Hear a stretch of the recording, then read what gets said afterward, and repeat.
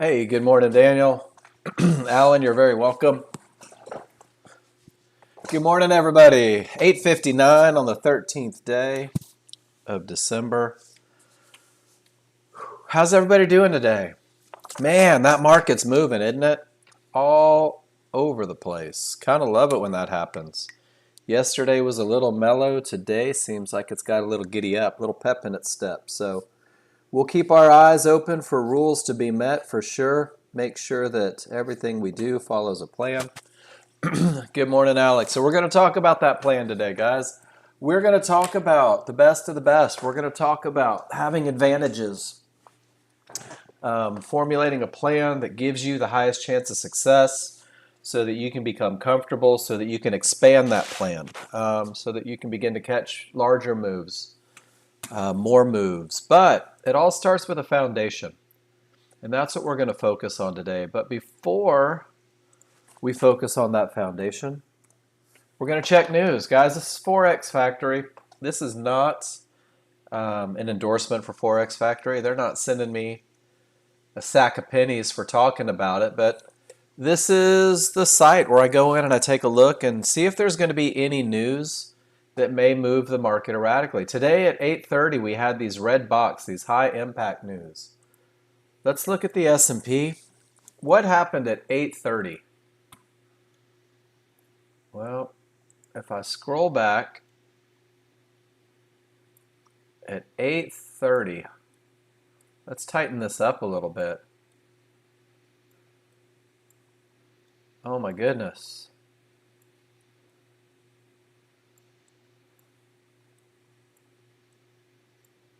We're still not there, guys. That's 8:30. All that is 8:30. Here we go. At 8:30, news prints. And I want you to see this.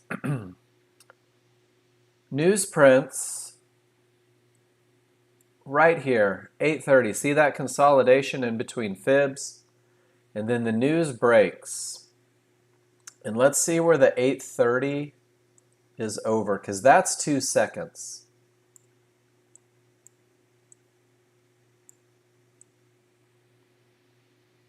We're still in the 8:30. Wrong direction. Still 8:30.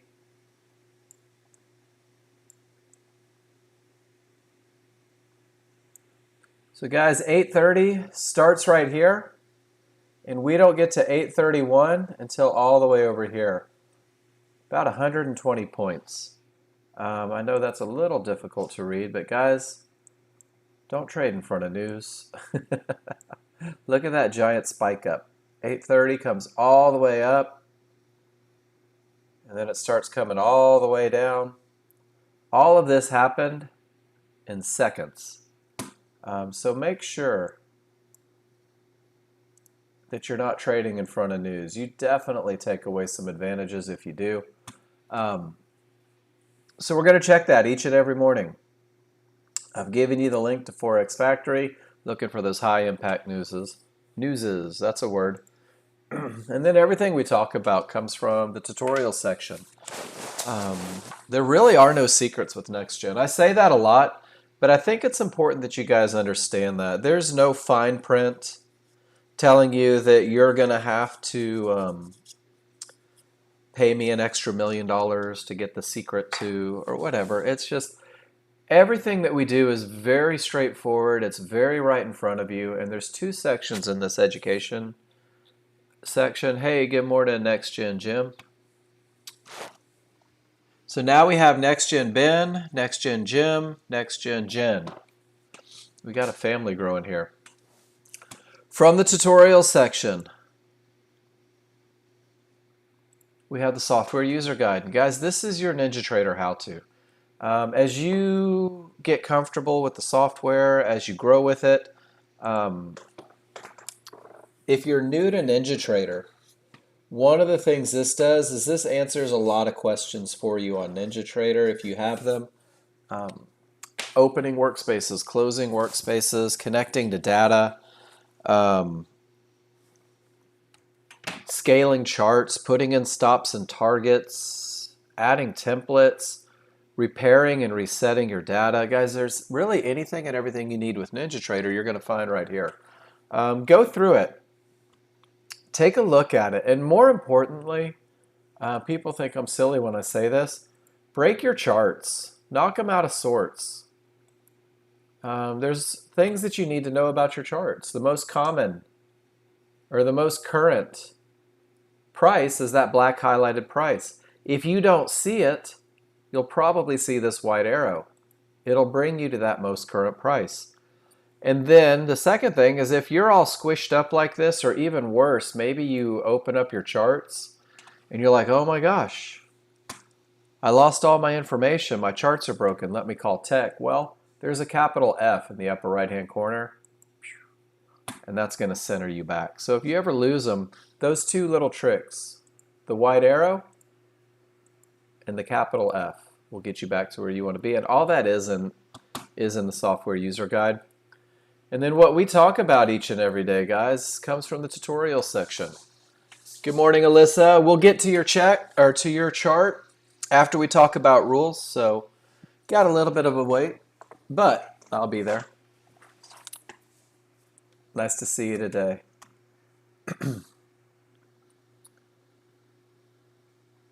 Tutorial section, guys. Here's your answers. How do I get into a trade? What do the advantages look like?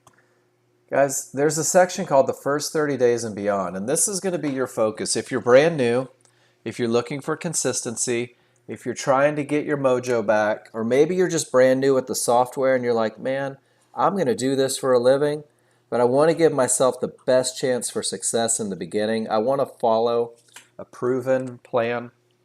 This is it right here, guys. Your first 30 days and beyond, consistent winning trades. For the first 30 days, you're going to keep yourself focused on the one simple trade that repeats itself on every market every day so you can be a trading success. And that is the high probability trend trade, guys. We are going to focus heavily in the first hour on a high probability trade. And this high probability trade happens when all of your indicators line up for a trade. Strongest triggers, nothing in the way, best of the best entries. And this high probability trend trade is a very simple plan. It's 3 rules that happen on 2 charts. And your first 30 days isn't about being rich. Your first 30 days is developing the skills that are going to help you be successful with the software. And then rich is always a probable outcome. But what that first 30 days is going to be is you learning to read your indicators, because 90% of what we do is just reading our charts. 90% of what we do is looking at your indicators and understanding 3 key elements: where the market is likely to continue, where it's likely to go, and where it's likely to stop. Where the market is likely to go is a fantastic way for having profit targets in place, understanding what your indicators are telling you, the likelihood of reaching these next key areas. Where the market is likely to stop is what we call a termination condition, and this means that a trend may be ending. It means that the market has reached an area where buyers and sellers are going to duke it out, and it may reverse. And then finally, where the market is likely to continue. And these are the areas that we're going to use for entries. When the market is trending, when the momentum is the strongest, when there's nothing in the way, we're going to be able to pinpoint where the market is likely to continue, use that for an entry. And all of this comes together as you learn the high probability trade. And then your ability to read your charts, to read your indicators, is going to take you next level. And that next level is a medium probability trade. And this is defined as when most of your indicators line up for a trade. However, a small issue exists. Your ability to read your indicators is going to help you identify that small issue. And this is going to ultimately be the vast majority of your trades. When executing medium probability trades, you'll take these trades and manage them assertively. Your ability to read your indicators is going to allow you to manage them assertively. If there's trouble in your way, you may take a portion of the position off at that trouble spot. Not to sound like a broken record, but your ability to read your indicators is going to help you identify that trouble spot, and then you're going to be able to get to a zero risk loss level. So guys, high probability trade, first 30 days, going to teach you to read your indicators. And when you read your indicators, you're not limited to anything. You'll begin to add trades. You'll begin to manage differently. You'll be able to understand problems and avoid trades that once stopped you out. So focus on your chart reading. We're going to focus on 3 rules for the high probability trend trade. Rule number 1 and rule number 2, you know what, let's do it this way. 3 rules on 2 charts. Keeping it simple. 2 charts in the beginning. Guys, you're going to add charts. You're going to add an 8 range chart probably. You're going to begin to look at a 21-3 chart. But in the very beginning, as you learn to read your indicators, focus on 2 charts. The 13-2 is going to act as a broad stroke of a brush. It's a larger, slower chart, and you're just going to really use 1 bar. You're going to have 1 bar giving you the information that you need. You're going to be able to gauge the overall momentum of the market. If the background is green on your 13-2, we're in an uptrend. You're really only looking for rules to be met for high probability trend trades long, buying the market. If the 13-2's background is red, we're in a downtrend. And you are only looking for rules to be met for high probability trend trade short, looking to sell the market. When you take this high probability trade, focusing on trading with the trend is going to keep you on the right side of things more often than not. And then on the 13-2, you're going to be able to look at it and you're going to be able to gauge the overall momentum of the market and making sure that it provides you an advantage. That's rule number 1 for a high probability trend trade. And then finally, you're going to be able to look at your 13-2, read your indicators, and understand whether or not you've reached a termination condition, an area where the market is likely to stop. This is rule number 2 for a high probability trend trade. So it's rules 1 and 2 of 3 for a high probability trend trade must be met on that 13-2 chart before you ever go to your second chart. And your second chart is the 5-1. It's a smaller, faster chart.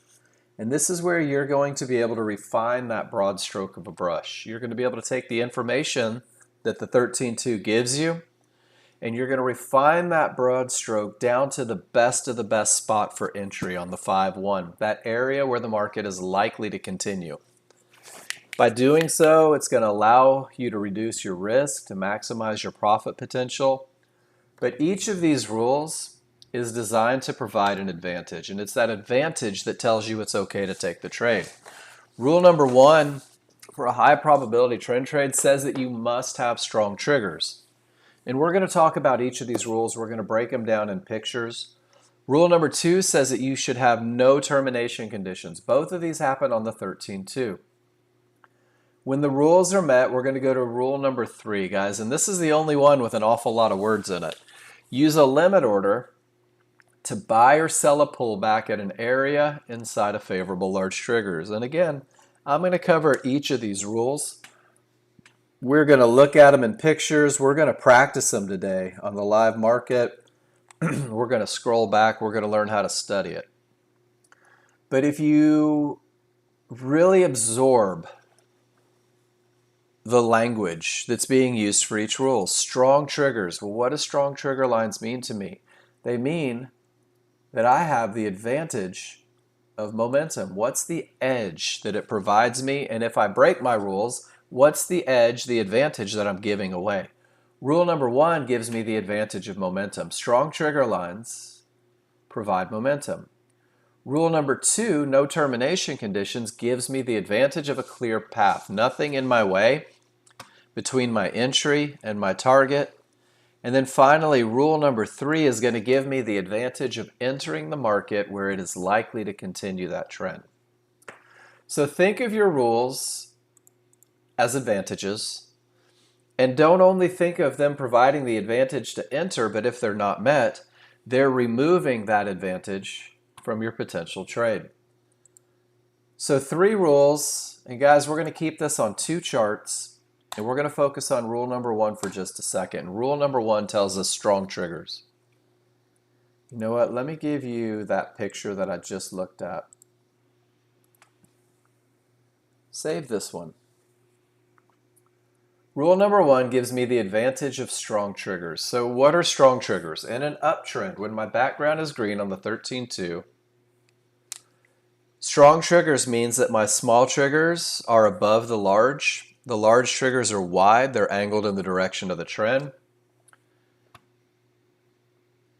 And it's this space created between the small and the large, as the small accelerate away, that lets me know that the odds are favorable for the market to continue up. Strong trigger lines give me the advantage of odds favorable momentum. In a downtrend, my small trigger lines are below the large trigger lines. The large trigger lines are wide, they're angled in the direction of the trend. It's that space between the two that lets me know that the odds are favorable for the market to continue down. So guys, rule number 1 provides you the advantage of odds favorable momentum. And then the flip side of that is if you choose not to follow rule number 1, you're giving away the advantage of momentum. And when those small trigger lines return and work their way inside of the large triggers, anything can happen up or down. We call this a weakening of the large triggers. So in an uptrend, you'll be looking for high probability trend trades from that point where the small triggers break away from the large until they return. And the same thing in a downtrend. You're going to be looking for opportunities from that point where the small triggers break away from until they return. You'll notice on these last two pictures, there's circles when there's odds favorable momentum. Guys, when the market pulls back, we see it on the 13.2 as a wick or a tail. These are all potential entries for high probability trend trades in a downtrend. Notice that they happen with odds favorable momentum. You see the same thing in the uptrend. When we have that odds favorable momentum, these wicks or tails are potential entries. And we're going to talk about how to recognize where those wicks have the potential to happen. So give me a why in the room, please. Odds favorable momentum, being able to recognize it, understanding the advantage that it provides. Guys, this is the basis for every trade you take for your first 30 days. Rule number 2 says no termination conditions. Well, what's a termination condition? Termination condition is an area, Fibonacci-based indicator, that may reverse the market based on a comparison of the area and the T3 trigger strength. These areas may be blue Fibonacci support, red Fibonacci resistance, yellow 1-to-1 dots, a cyan divergence low line, a magenta divergence high line. Any third divergence in the same area is going to happen on a smaller, faster chart, and then back to that 13.2, a large chart midband if the large triggers are a full bar away. Notice that May is a different color. Notice that it's underlined. Guys, these termination conditions may reverse the market. They may not. Areas break, otherwise it would look like the most boring game of Pong in the world. But first we want to be able to identify when an area is likely to stop the market, and that happens in a two-step process, guys. The first thing that happens is price reaches an area, meaning that these price bars are coming down, they're trading down, and they reach this blue Fibonacci support. Your job is to ask yourself, where are your trigger lines? If all of your trigger lines remain above this area of support, this area of support is a termination condition. It's an area that may reverse the market based on that comparison between the area and the trigger lines. Same thing up top. Price reaches this area of support, and initially, absolutely none of the trigger lines break through. But areas break, guys. And rule number 2 says, allow an area to break before continuing to look for high probability trend trades in the direction of the trend with the odds favorable momentum. It reminds you to wait for that odds favorable momentum. Well, an area is considered broken when both the small and the large triggers get below this area of support. Now it's time. We have that advantage of a clear path. We're looking for an opportunity for a high probability trend trade. So this is your first 30 days, guys. Either you've reached a termination condition and there's no more trade, or you have absolutely nothing in the way. These are your two options. But your ability to read your indicators is going to teach you to recognize when an area has the potential to break. Guys, this is what we call a 50-50 look. Has nothing to do with your chances of winning. A 50-50 look simply means that the smalls are through an area, but the large are not. And guys, here's the key to this one. With odds favorable momentum. You have to have odds favorable best of the best momentum, because what it means for you is the area isn't broken, but it has the potential to break because of the triggers and the momentum. Let me give a little space here. Guys, remember, if this is going to be, because of your ability to read your indicators, your first medium probability trade that you look for. A 50-50 trade when the small trigger lines have broken through with odds favorable momentum, but the large trigger lines have not. Here we stop. Here we can go. Right here, we're going to pause. Whoops. And when you have a 50-50, entry conditions on the 5-1 must be perfect initially when you're brand new. No divergence, strong triggers, small window of opportunity. Remember, guys, that our first 30 days, 60 days, 90 days, you're looking for the absolute best of the best. You're trying to take trades that win more than they lose. You should always be doing that, because that success is going to breed confidence. So initially, for your first 30 days, yeah, I saw that. David B., thank you. I saw that we were under tornado warning. It was up on my computer earlier today. It is like midnight out front, so it's very, very dark. So guys, if I hear sirens, I'm probably going to duck and cover. Don't feel like going to Oz. Thank you for that, David. Guys, give me a Y in the room if you're with me. When price reaches an area, you're going to ask yourself, where are the trigger lines? Here, price reaches resistance. The trigger lines are below. Resistance is a termination condition, right? No long trades. Let's use our stamps today. Exactly, Gary. Price comes down, reaches support. Absolutely none of my trigger lines have broken through. Guys, there's no short trades. I can't go long into resistance, likely to reverse the market, likely to stop the market. I can't go short into support, likely to stop the market. Guys, 90% of what we do is just reading indicators. When price comes back up, reaches resistance, a divergence high, and another resistance, and your trigger lines remain below, this is what we call a pivot stop out of a divergence high. This is a very strong indication that the market may reverse. And when I get a termination condition that creates a full reversal, meaning that these large triggers go from green to red, provides me odds favorable momentum, this is what we call a strong top. I'm going to write it down here. Because, guys, this is a good concept. This is some nice chart reading. Strong top is a termination condition that creates a full reversal that gives you odds favorable momentum. That's a strong top. I'm going to put this picture in the room.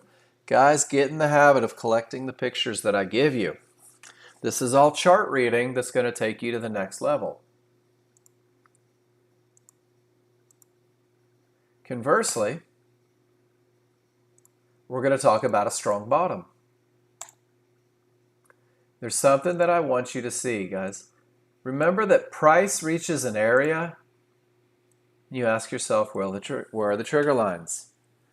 Price exceeds the area. This is a pivot, not a termination condition. Even with the divergence, this is simply a pivot. Price goes down, price goes up. It's not happening at an area. Trigger lines have broken through. Just a pivot. The market went from down to up. It's when price comes back, reaches that divergence low, and you ask yourself, where are my trigger lines? They all remain above, and this termination condition creates a full reversal, gives you odds favorable momentum. Now this is what we consider a strong bottom. Feel free to giggle. Termination condition creates a full reversal, odds favorable momentum, strong top.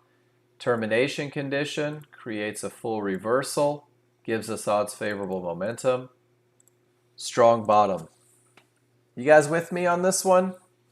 Why are we looking at strong tops and strong bottoms? Because if I go back to my first 30 days, consistent winning trades, focusing on the 5-1 trend trades that happen after a termination condition on the 13-2 is your best chance of success.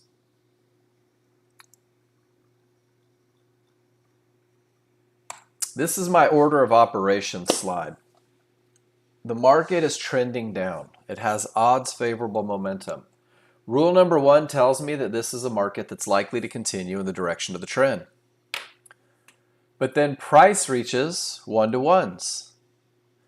My job is to ask myself, where are my trigger lines? They've all remained above these 1-to-1s. Because they have, these 1-to-1s are acting as a termination condition. It's an area likely to stop the market. No more short trades. This termination condition creates a full reversal. This full reversal gives me odds favorable momentum. Notice the tail, and it's been circled.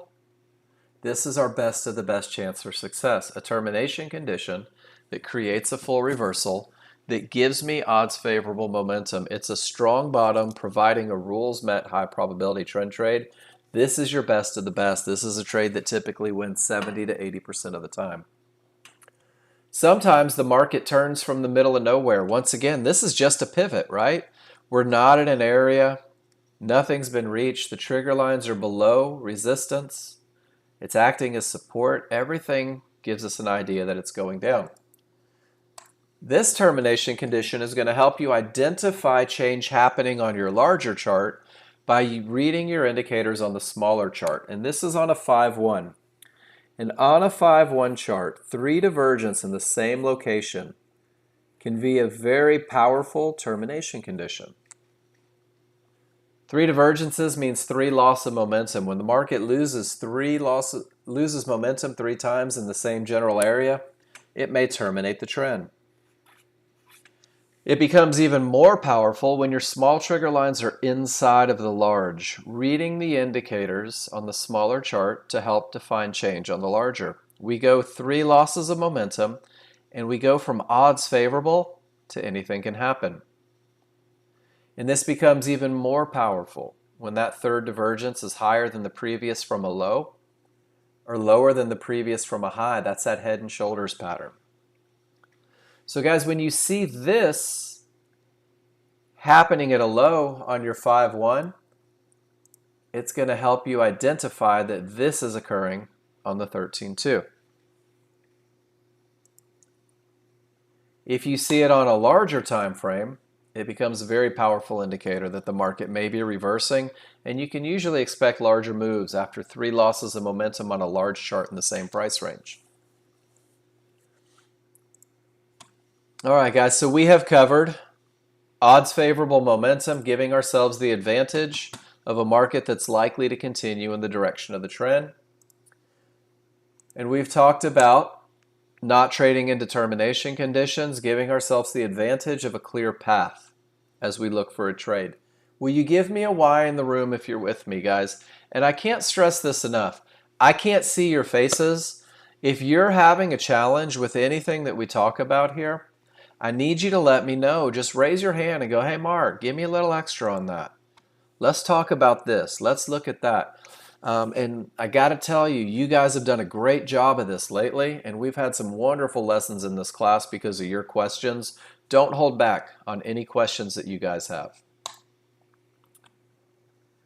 When your rules are met on the 13.2, guys, it's time to go to the 5.1, right? We're going to refine that broad stroke of a brush. We're going to identify the best of the best area where the market is likely to continue. And when the rules are met on the 13.2, when I have that odds favorable momentum to the upside, when there's nothing in my way, this is what my 5.1 is going to look like. And guys, this is the point where I make that decision. My rules are met on my larger chart. I'm going to look for an entry.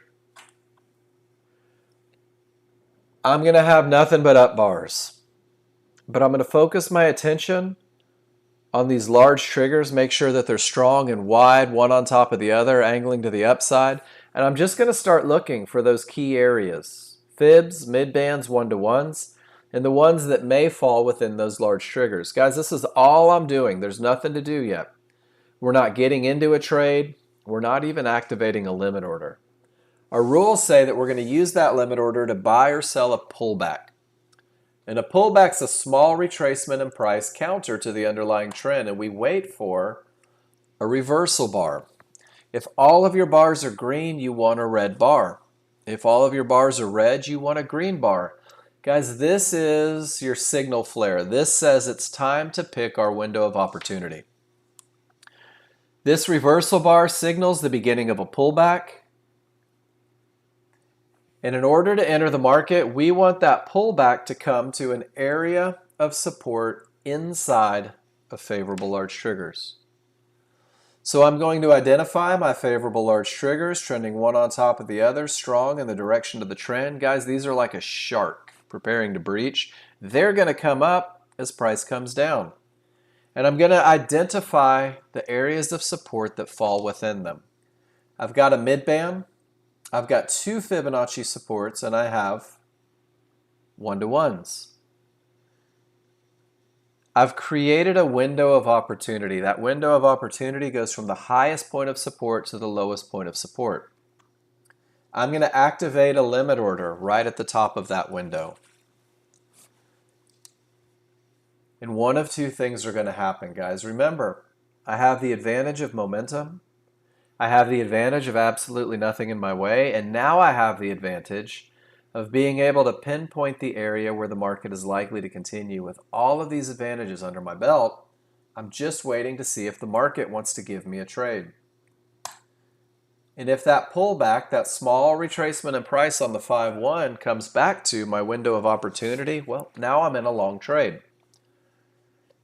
This pullback is your tail on the 13.2. It's that wick on the 13.2. Remember, smaller, faster. Guys, I'm in the market at 79.21. My initial stop is below the window of opportunity, that point where the market shouldn't go. If it does go below that window of opportunity, I will be stopped out of a trade.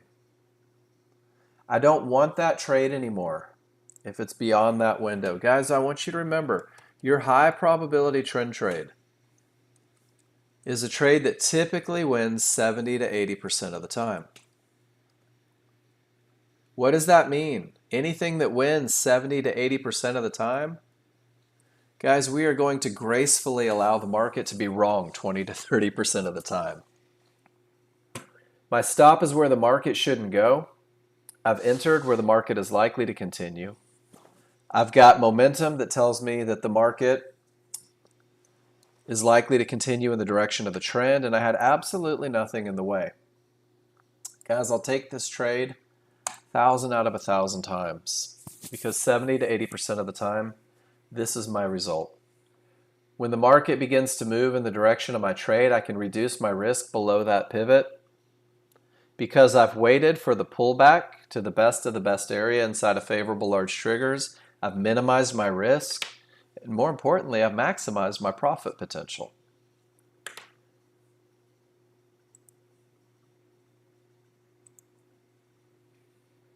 So if we break this into two charts after the fact, right guys, because remember, everything we do on the 13.2 is one bar. On this one bar, if I'm scrolling back, if I'm studying, if I'm building trust in this methodology, I have odds favorable momentum. I have smalls above the large are wide, they're angled in the direction of the trend. Everything says that this trend is likely to continue. I have absolutely no termination conditions. I haven't reached this area of resistance. There's nothing likely to stop the market. Rules 1 and 2 have been met on the 13.2. And guys, we talked about circling the tail, right? I don't know where this tail is going to happen on the 13.2. Just looking at the 13.2, if I wait for that tail to form, this market's gone. I missed that trade.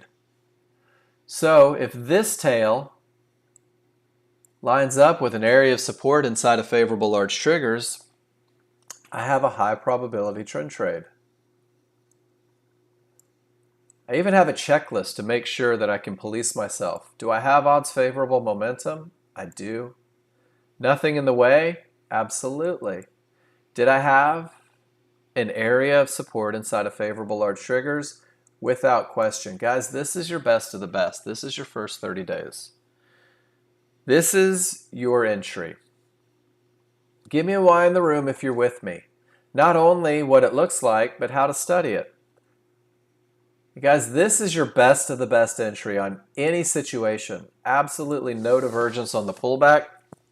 When we talk about a 50-50 trade, when the areas are straddled, when the large haven't quite made it through, absolutely no divergence. Strong triggers, smaller well outside of the large, and a tiny little window of opportunity. If you're going to work into those medium probability trades, if you're going to embrace taking that 50-50 trade, this is your best of the best look. Guys, this is a trade that happens all the time. They are killing the ES, aren't they?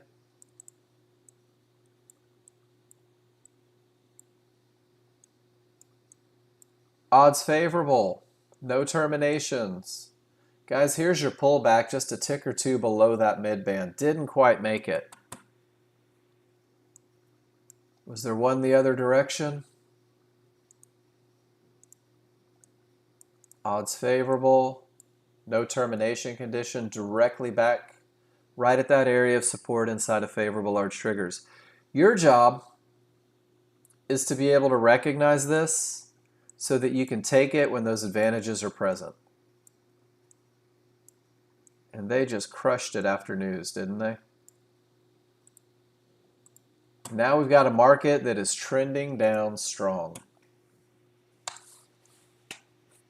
What's crude oil doing? Guys, look at that. Termination condition. Price reaches an area of support. Absolutely no trigger lines break through. Termination condition creates a full reversal. Full reversal creates odds favorable momentum. This is a strong bottom, but we've reached that area of resistance. The smalls have broken, the large have not. This is a 50-50 trade. Looking for the best of the best. No divergence, strong triggers. If you got in at 52, there was about $120 worth of profit before that divergence prints, taking away your best of the best entry.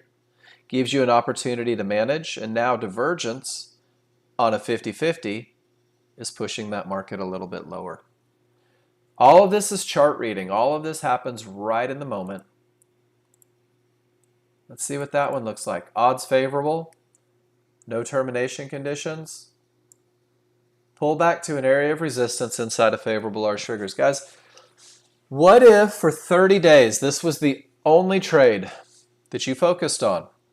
Giving yourself every advantage, every trade, tiny window of opportunity. This trade originated right at 74, 75, and it didn't stop, didn't even blink until it reached that area where the market is likely to continue, or where it's likely to go, excuse me, using Fibonacci to identify these key areas. I love that this happened live. This is something that happens each and every day. You guys, this is our focus for the first 30 days. When you begin to understand this trade, the advantages it provides, you're going to begin to catch more and more trades, more and more opportunities, giving yourself the best of the best so that you can be successful. My job is to be here with you every inch of the way to help you recognize strong triggers, smalls above the larger wide, they're angled in the direction of the trend. Your 5-1, if I turn my attention, I've got a mid band and I have a fib and I've got my triggers coming up. These trigger lines are split, they're not trending one on top of the other, which means that if we get a pullback, my window of opportunity goes from 58 all the way down to 52. Split trigger lines give us a little bigger window of opportunity. I'm going to leave that where it's at. We'll let it do what it's going to do. And I'm going to give you guys a couple gifts in the room, something you can take home with you today. I'm going to give you a high probability trend trade checklist. I'm actually giving you two of them. One of the checklists is every rule for a high probability trend trade, and each rule defined in pictures. Guys, this is a great one to study each and every morning to remind yourself where the advantages come from. There's a printable version that you can just put on your desktop. Make sure that each and every trade that you take is following a checklist. And guys, I'm going to say this because we had this morning. If you're going to formulate a plan, if you're going to use a checklist to get in, make sure that the checklist is true. Just having it in front of you doesn't make it effective. You have to follow it. And then finally, we're going to walk through this one together, guys. This is how to write your plan. Writing out exactly what it's going to take to get you into the market. And it's important to remember that the idea of the first 30 days isn't to make you a trading just guru, making money hand over fist. Your first 30 days is designed to teach you to read your indicators, to give you that strong foundation from which to grow. When you write your first plan, and guys, you're going to have about 20 of them before it's all over, you're only identifying, you're defining your entry point. My trade is the high probability trend trade. To enter this trade, I must have the conditions of the checklist met. And I know that if the conditions are met, I'm going to win 70 to 80% based on back testing everything that everyone's done. Is the market coming from a good top or bottom? Remember, this increases the likelihood of success, but isn't mandatory. It's these three right here. Do I have odds favorable? Are there no termination conditions? Do I have an area for entry inside of favorable large triggers? On the 5-1. You've defined your entry point. This is what has to happen in order for me to pull the trigger, in order for me to risk my money, even simulated. And then I'm going to take pictures. Your education process revolves heavily around using pictures. I'm going to put pictures of my best of the best on my trading plan so that I can identify exactly what my high probability trend trade looks like. Smalls below the large, nothing in the way, pull back to an area of resistance inside of favorable large triggers. Guys, this is the September contract of crude oil. This pattern happened in September. This pattern happened in January of last year. In January 10 years ago. This is a pattern that's repeatable, that's studyable, that you can go after each and every time. So define it, understand it, insist on it. As you add that 50-50, If there's something that has to happen on that 50-50 to get you in, maybe no divergence, strong triggers, put it into your plan. You're defining your perfect entry. And now you have to define your management plan. Remember, the first 30 days, we're not caring about wins and losses so much. We're focused on taking the absolute best entry. So while you study entries, while you learn to read your indicators, if you keep your management plan mechanical, methodical, no room for opinion or emotion, it's going to help you out, and it's going to help you build a strong management plan. This is about the most simple approach I've ever seen. I will trade 2 contracts. Not I will trade 2 contracts unless I lose 3 trades in a row, and then I'll trade 8 contracts to try to get it back. I will trade 2 contracts. I'm very definite. No wiggle room. My initial stop will be 12 ticks, adjusted to below or above the window of opportunity initially. When I enter a trade, my rules, my plan says that I'm going to have a 12 tick stop, and then if I need to adjust it outside of the window of opportunity, I will. It'll be moved to 2 ticks above or below the reversal bar in the direction of my trade. This is a mechanical movement. It has nothing to do with my emotion, my fear. I'll take profits on my first contract at 100, and then I'll go to break even manually. This is my second stop movement, 100% mechanical. My second target will be $200. I'm looking for a $300 trade. 100 and 200, one on each contract. So only $200 worth of movement. And guys, the reality is when you're nailing these best of the best entries and you're keeping this mechanical approach, that second contract is probably going to hit break even every now and then. So $100 in break even. But what's that doing? This is teaching you, through taking the absolute best of the best, it's teaching you to recognize strength. It's teaching you to recognize when the market's likely to get to that next area. So based on your 30 days of perfect entries, you're going to begin to build a management plan. Nexgen has given you an amazing tool to help you identify and learn. Let me open this up real quick as I lose my train of thought. I apologize. You have a trade tracking sheet, guys. There's 3 things that my brother told me to do when I learned the software, and I want you to follow me on this one. The first thing he told me to do was to define my trade. And guys, we just did that with a very simple plan. Define your trade. Have rules for the trade. He told me to take pictures. Told me to take pictures of everything that I do, to annotate my charts, to write on my charts. Then he told me to post in class and save in a spreadsheet. Guys, this is the absolute fastest path to getting to where you want to be.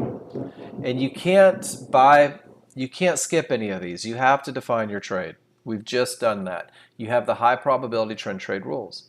You have to take pictures of everything that you do and everything that you see. And the most important thing you can do, you've seen a lot of it this morning, is post in class for feedback. I'm here 15 hours a week to do nothing but give you feedback. And then you want to save those pictures, those annotated charts, in your spreadsheet. There's the link to the spreadsheet. If you're brand new, it's in your Nexgen Study Picks folder. If you're coming back and looking for consistency, download it. Get the brand new one.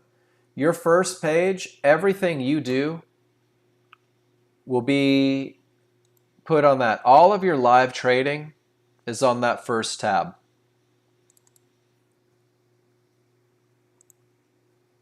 Every time I take a trade, winner or loser, I put it on the tab. I talk about whether it fit the rules. And I'm doing 2 things here. One, I'm giving myself a trade journal so I can track my progress. But I'm going to begin to recognize patterns that make me successful, whether it's my rules, recognizing termination conditions, but more importantly, I'm going to recognize patterns in myself. Maybe I have a tendency to trade in determination conditions. Maybe I have a tendency to jump in too early or to jump out too late. By keeping track of everything I do, I'm going to be able to recognize these. By posting in the classroom, guys, you're going to get feedback every day about what you're doing and how to do it better. And then we have the next page. And I'm going to go to the one that you can download. So if you haven't downloaded a spreadsheet in a while, get a new one. Second page is your personal trade setups. This is pictures of your rules being met for that high probability trend trade. After you take these, if there's management options, you're going to put them in there. Chart reading, recognizing patterns, pictures of termination conditions. This is where you build your best of the best portfolio of what it's going to take to get you in, get you out. And guys, then you guys were nice enough to provide these. These are client trade examples. This is almost 70 pictures of perfect high probability trend trades. So if you're wondering what your trade should look like, 70 examples for you right here. Pictures of a high volume area trade. This is a trade that you'll probably add later on. Management things, chart reading things, termination conditions. All of this is available for you to study. Your goal is to build your own favorite looks, but compare them to the client trade examples. So write your plan, define your entry, take your trades, annotate your charts, post them in the room, guys. Hold yourself accountable each and every time. Hold yourself accountable. Came to the lower end of that window, didn't it? Do you see it? Odds favorable. We gave it a window of opportunity. If I scooch that over a little bit, came right to the lower window of opportunity. 12 ticks keeps us safe. Market heads up. I love it when that happens. Guys, I'm going to take a little break here. Go look at this storm brewing out my window. Hopefully I don't get swept away. That's crude oil. Guys, there's odds favorable momentum on the S&P. There's no termination conditions. There's no divergence, strong triggers. And it pulled back directly to an area of resistance inside of favorable large triggers. If you got in at 26 and a quarter, well, congratulations, you've already made $100. Maybe you went break even. Pretty cool, right? Right there live in front of you. Love it when that happens. I'm going to leave you guys with the S&P. I'll be back in a few minutes, and then we will get into looking at each and every one of your charts, talking about them. If you have questions, post them in the room, please. I'll be back in just a few, guys.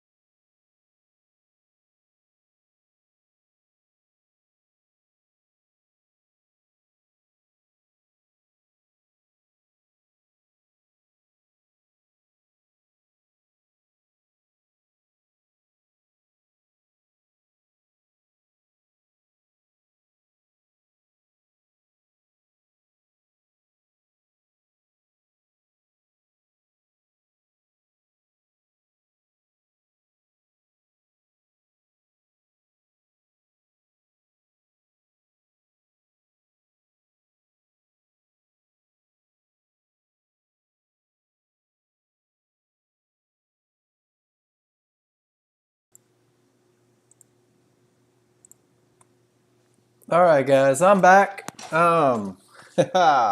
It's crazy here. I have not heard tornado sirens like that in a long time. So I'm back. If things go absolutely nuts, I may disappear to the hall closet for a second, but I think I'm okay. So let's talk about what you guys have done. I'm going to scroll up. I'm going to take a look at charts. We're going to start talking about what you guys have seen. Debbie, you said they're evacuating the DFW airport for tornado. Yeah, I believe it. I'm about 15 minutes from DFW, so I've got my window open. I'm watching. If I see cows fly by, guys, I'm in a ditch, but I think we'll be okay. I'm too ornery to get sucked up by a tornado. You're northeast of Dallas? I'm in the Colony, Debbie. So that is northwest, I suppose.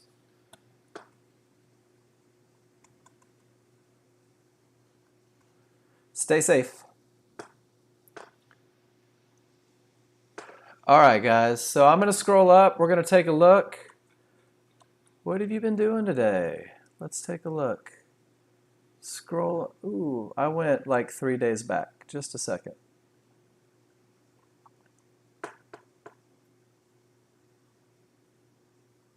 Almost there. Going to find the first picture.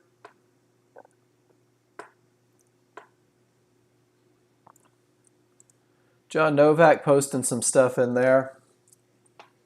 That's a Tesla chart, guys. If you're a stock trader,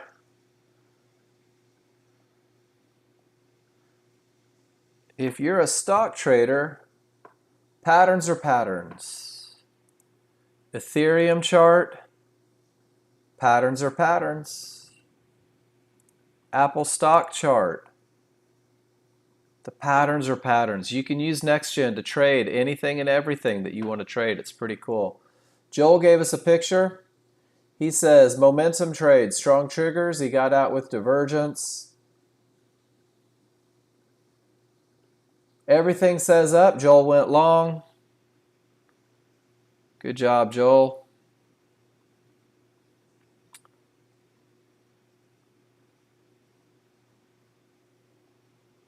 Let's see, scrolling through, looking for these pictures, guys. Not gonna lie, I'm a little bit distracted right now. Alyssa, let's see what you did. Alyssa, you had odds favorable momentum coming from a good bottom. Strong trigger lines, no termination conditions. And Alyssa, you got in at a mid-band. You used that area. It didn't pull back to the area inside of favorable large triggers. Not 100% high probability trend trade, but a great recognition, trading with momentum, trading with direction. Doing great, waiting for that pullback. A little earlier, not waiting for those pullbacks. Making a little bit of money. Doing a lot of jumping in this morning, it looks like. I like this one. That's a good looking trade though. Great chart reading. Gary, smalls, those are kind of flat. Pulls back to the top of the window. You keep your stop in place, make that money. Nice job, Gary. Keep split trigger lines. Gary, you kept your stop where the market shouldn't go and it paid dividends. Great job. Same trade. Trade so nice, you post it twice. I love it. John, let's see what you're doing today. John, same thing. Not waiting for that pullback, right? Doesn't make it, so you jump in, jump out, make a little bit of money. Market pulls back directly to that mid-band, but this time you don't believe it and get in a little bit late, and you're able to make some money. You had a good look happening, John. Just grinding up. Elvis, let's see what you did. Oh, Alyssa, thank you for that. I love that you're participating now and showing me pictures. It's time to get serious. Make some stuff happen. Elvis said this is his first trade of the day, and I love it. Strong triggers, no terminations. Elvis, you missed the best of the best. but you still get in and you manage to take it down. Nice trade. Rule number 3, guys, pull back to an area of resistance. You go from having 15 ticks of risk to having 5. Sure does make life easy. Alex, Elvis, I see you typing. I hope you're looking. Guys, look at the difference. These are both phenomenal trades. I want to put that out there. In at 69, out at 29. That's a great trade, right? And you can see he's out at support. In at 79, that's a 10 tick difference. That's a big difference. That adds up over time, doesn't it?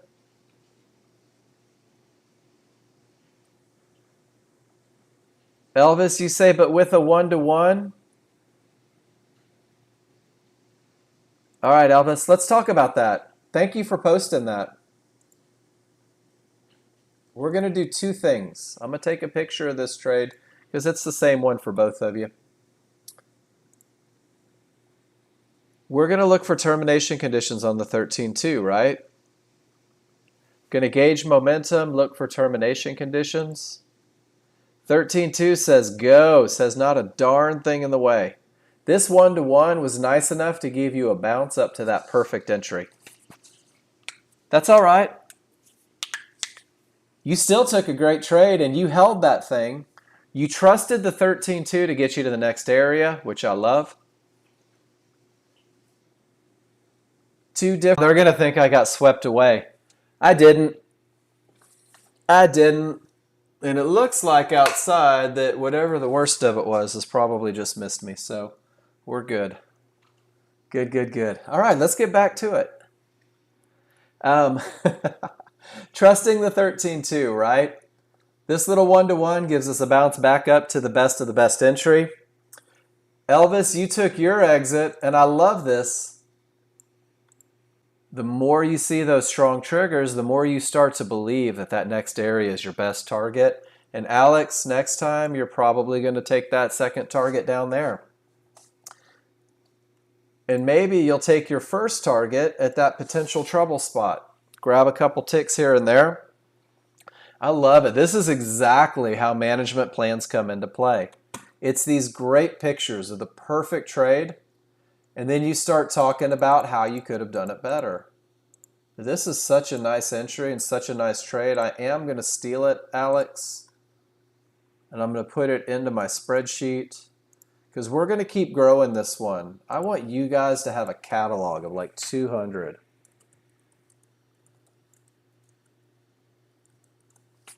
Nice. And then you could take that same one and put it into management. Great job, guys. Let's see where we're at. And y'all are cracking me up with the pictures of Dorothy. So we had Elvis, we had Alex. Shane, let's see what you're doing, bud. Shane says, when I have the smalls working their way back in, but not quite odds favorable, he takes a quick little pullback to resistance inside, makes some money. Nice job, Shane. At the tail end of momentum, and you just take that nice little stab back, straight to the mid-band, straight to resistance. And you know what my favorite thing about this trade is, Shane? And I think that people underestimate this. So pay attention, guys. When you take these trades that work out wonderfully for you like this, do you notice how your entry lines up with resistance and 1-to-1s? Same spot, right? Area broken, support becomes resistance. Everything says down. You're at the tail end. Like if you go to the manual, Shane, you're at that very end of momentum, but you still have it. But you have no divergence. You have a stacked area. This is everything lining up to tell you it's time to make some money. And eventually that second contract runs a little further. Nice trade. Nice trade. It's amazing. It is so calm outside now. John Horde. Rule 3 no longer met. Rule 3 saved you from a loss. I like it. John, I think we talked about this yesterday as well. Let me know if I'm wrong. Rule 3 is not met. Rule 3 is definitely not met. Rule 3 is not met. Do you see it, John? So we've identified your pattern. John, can you not tell that I'm back in here? Thank you. My big brother looking out for me. No, yes, John, I meant John Novak, my bad. I was in mid-sentence and he's like, if Mark can't get back in. It's like, I'm here. No worries. I didn't get swept away. So John Horde, you've got momentum. You're trading with direction. I'd love to see your 13-2 chart as well. But man, let's work on rule number 3. So write down on a piece of paper, John. I can minimize my risk and I can maximize my profit potential if I wait for a pullback.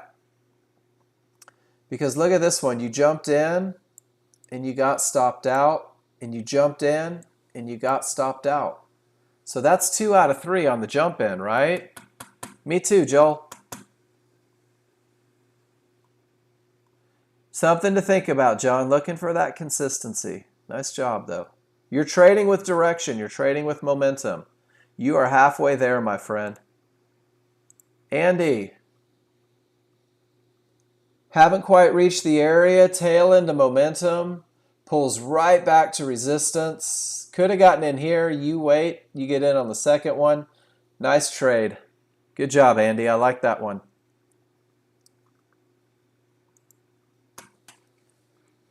Gary, same trade. Beautiful. Take it. Down to support. Take the next one.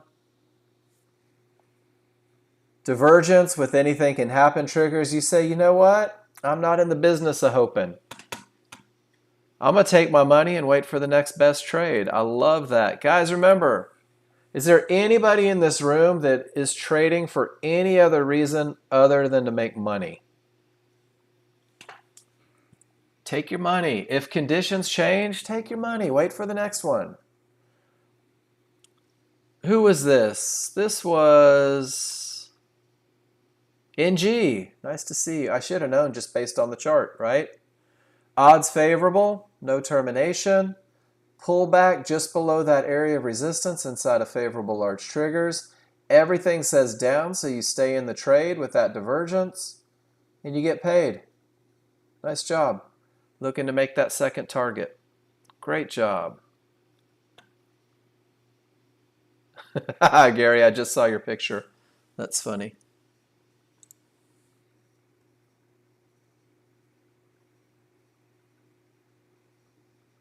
All right, Joel. Strong triggers, no termination, picture perfect entry. Nice job, Joel. Is the market coming from a good top? I can't tell, but it might be. Odds favorable? Heck yeah. No terms? Absolutely. Area for entry? Without doubt. Joel, nice job. And congratulations on getting old. Not everybody gets to do that. NG, you have a termination condition that creates a full reversal that gives you a pullback to an area of support inside of favorable large triggers. And you just chummed the water, didn't you? You said, you know what? Let me move that stop. And clearly the cameras were rolling there. And they got you, and then it went up. That happens sometimes. Looks like you're having a great day, though. I think it's a great trade. Even Market Flow said. Nice one. They just wanted to come back one more time. It happens. Good and bad. You know what? We don't control it, do we? We just work on having the best of the best. We just work on giving ourselves an advantage every time. And I think you did that here. And I think when that market was up, how much were you up? You were up 3.75, is my math right? Just about. You're up about 3 points and you said, I'm going to go break even because at this point it should go. And it said, you know what? Let's go get NG's money and then run. That's a great looking trade. It just happened. Nice job. Good job, guys. A lot of great trading today. What's our live market read right now? I have anything can happen triggers. Smalls inside of the large. I had a divergence here, and look at that, right to the tick. And now it seems to be pushing up a little bit. That's your S&P. Crude oil. Anything can happen, no divergence. It pulled right back to the mid-band. Some people will take that trade to get down to the next if there's no divergence.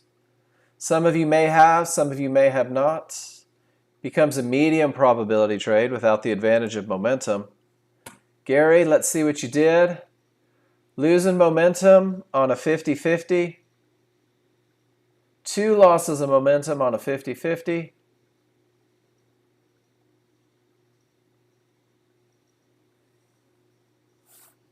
Gary, was that not a 50-50 on yours when you were looking at it? It may not have been.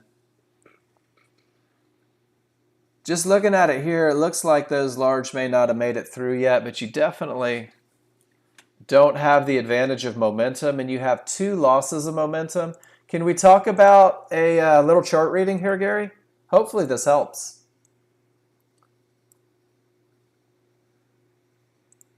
When I have this look on the 13.2, and this is, I took a trade like this morning, and there's 2 divergences on the 5-1 like that. This pivot stop out becomes really your most likely spot for continuation. That 2 losses of momentum without screaming triggers typically pushes you up to that pivot stop out. Let me see if I can find my example from this morning. Everything says up, probably nothing in the way. 2 divergences, comes right back to that pivot stop out. Keeps you from jumping in too high too soon.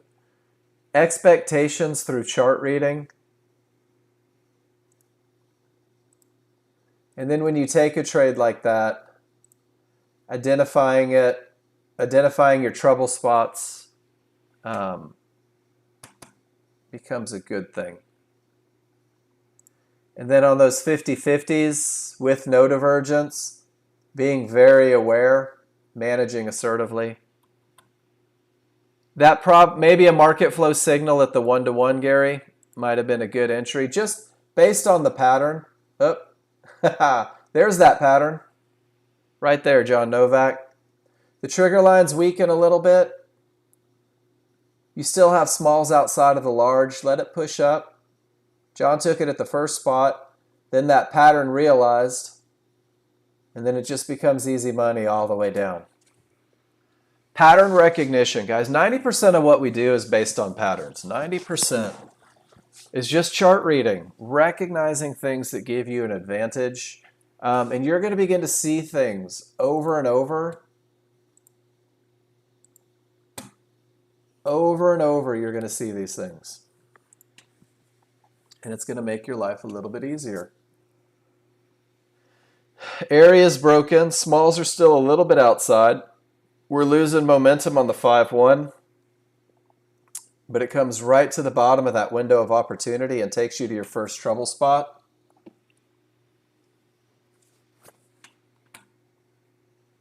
And finishes the move.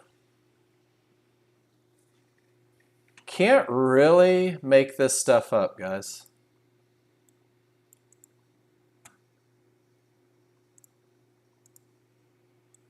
Let's take a picture. And then let's put this checklist on it. Guys, let me know how we did. Is the market coming from a good top? I'm not sure. I can't see it. It's not mandatory. It just increases the likelihood. Do I have odds favorable momentum? Well, I'm at the tail end, right? My small triggers are still outside. They're hugging, but they're still outside. I don't have any termination conditions. And guys, this is your window of opportunity. from the lowest point of resistance to the highest point of resistance. It's about a point wide.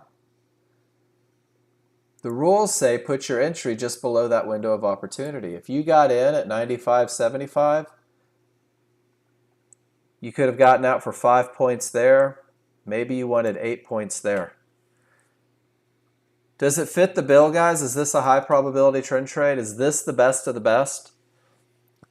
Giving you the best chance of success? Look at that, smalls outside of the large still, letting us know that there's odds favorable momentum. I'm going to put this one in my spreadsheet.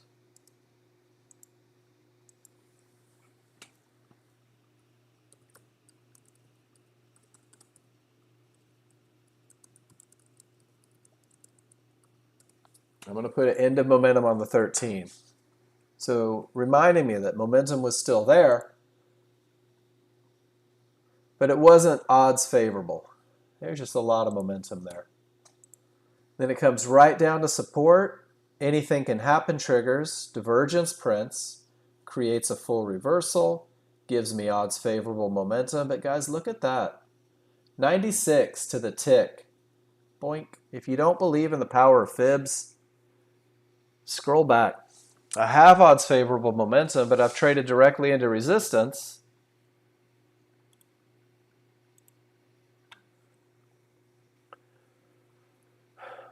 John Novak, I'm not sure what you've gotten into this morning, but I like it. I'm telling you guys, there's something magical when I talk through an entry, where it comes from, where the exits were potentially. And then the developer of the software comes behind me and shows me that he just took the exact trade. How cool is that? The gentleman who developed the software 25 years ago, the gentleman who taught this class for an awful long time, is trading the exact same plan that's taught to the users in this room. Arnold, you said the small triggers hit the mid band and the large triggers are still up. Is this a buy market ASAP situation? It's just on the 5-1 and not the 13-2. Arnold, I'm going to give you the Sunday school answer. Are you ready? Does it meet your rules? Are your rules met? If you have anything can happen triggers and you're trading directly into an area of support, and you have divergence on the 5-1, and you have split triggers, is that your trade? If it is, it's great. As a brand new user, I say, no, this isn't. So John has 25 years on most of the people in this room, Arnold. And it's important to remember that. Yuri, I don't think anyone's using it. I mean, people, you can use whatever you want. But, I mean, if it gives you an edge or an advantage, use it. I think Elvis still uses a 90 chart. For me personally, guys, simplicity is key for me. Simplicity really helps me. Did you guys ever watch The Last Samurai? And on The Last Samurai, there was this section where he's fighting somebody, and the guy goes, too many minds. Too many minds. Mind the sword, mind the fight, mind this, mind that. Too many mind. I happen to fall under the too many mind category. Not everybody does. Some people can look at these extra charts and do amazing. I tend to find reasons to get into a trade that I shouldn't be in. So Arnold, all of that said, if it fits your plan, fantastic. If it doesn't fit your plan, then it's not your trade.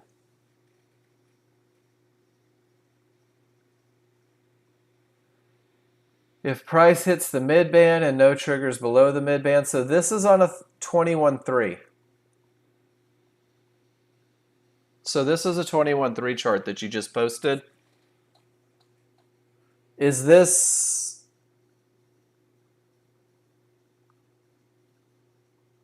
I'm not entirely sure why I'm looking at it.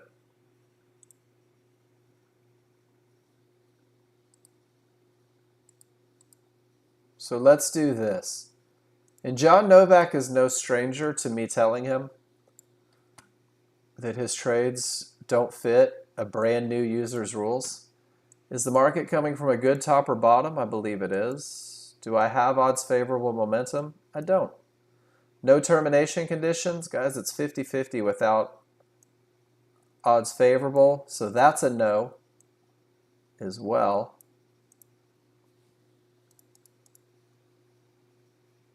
Do I have an area for entry inside of favorable large triggers? I do. But if these two are no's, that one shouldn't matter. This is an example of the post that you just did. So this is a 5-1 and this is a 13-2. And then this is a 21-3.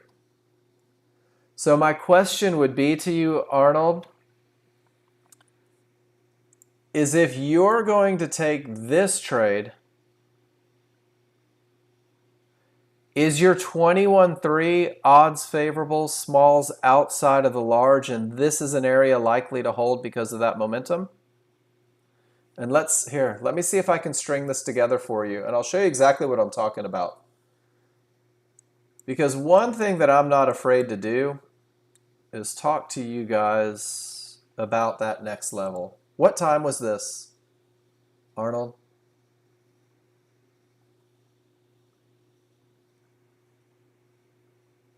I can't see your timestamps. Here we go, 12:10. So this wasn't today. Okay. So if I were going to look for this trade, let me see if did I take a picture of your chart? I did. So let's do all of this. Because let's talk through it, because I think that this is really a great deal. If your 21-3 has odds favorable momentum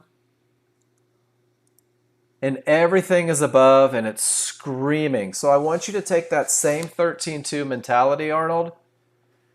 If I have odds favorable momentum, if this is my 21-3, if I have no termination conditions, and then on my 13-2, I have an area likely where the market is likely to continue based on the 21-3, and then I make the decision that at that same area I can use my 5-1 for an entry, then all day long, that's an amazing trade. Does that make sense, Arnold? When the conditions aren't right on your 13-2, you may incorporate a larger chart to help you find these moves. If you're a brand new high probability trend trader, and guys, I try to do this all the time, that says don't go. But if I'm using a higher time frame that supports it, well, then it may say go. So if you're very simple to charts, it's probably not your best chance of success. But if you glance over left and that 21 is like a rocket ship to the upside with absolutely nothing in the way, I love it. Guys, I will never tell you that your trades aren't good trades. I'll talk about what I see, the advantages, the disadvantages, and we'll talk about what's going on. So on the S&P right now, 3 divergences in the same price range creates a full reversal, gives me odds favorable momentum. I have a 50-50 trade. Smalls are through, large are not. I have divergence on a 50-50 trade. And those are all support areas inside of favorable large triggers. What does your plan say? Michelle, you deleted the 21 because you weren't focused on the 13-2. Do you know what I'll use the 21 for, guys? And I have a 21. And I'm not afraid of a 21. It's about the only one that I'm comfortable having the addition. I'll use my 21 just for key areas. So for example, this morning, recognizing these key areas, look at 843. Price hit this divergence high to the tick, right? There's not a trade to be had, but it let me identify a potential trouble spot. Joel, if you were or Arnold, if you were looking for one of those trades and you had a 21 that looked like this, you might take chances on another chart as you begin to develop. And you're absolutely right. 50-50, divergence prints, and look what happens, guys. This market may not be done going up, but you gave away the advantage. Isn't that pretty cool? If you go reset the data, will it make your fibs come out in your area? Joel, I don't know. Joel, when is the last time you rebuilt charts? Every morning when you wake up, do you delete cash and tick?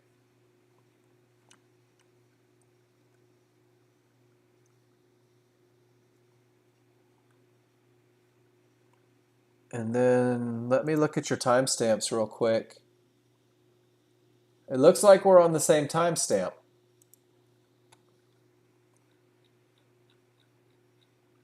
Last Friday? Okay. And I do it every Sunday. That's my Sunday ritual, is rebuilding. Do you do the cash and tick every morning?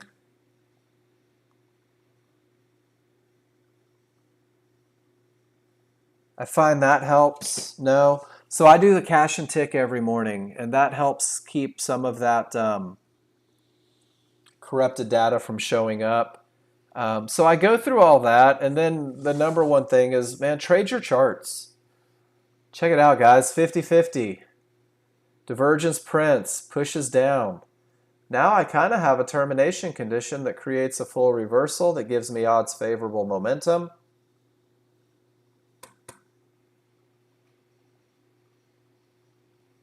And Joel, I'm not saying that it's not on my end, but it may be on your end. Try that cash and tick. And one thing that you can do each morning, or you could do right now, that may help and get you where you want to be, is just do the repair and reset and see if that gets you right. Sometimes that'll fix it.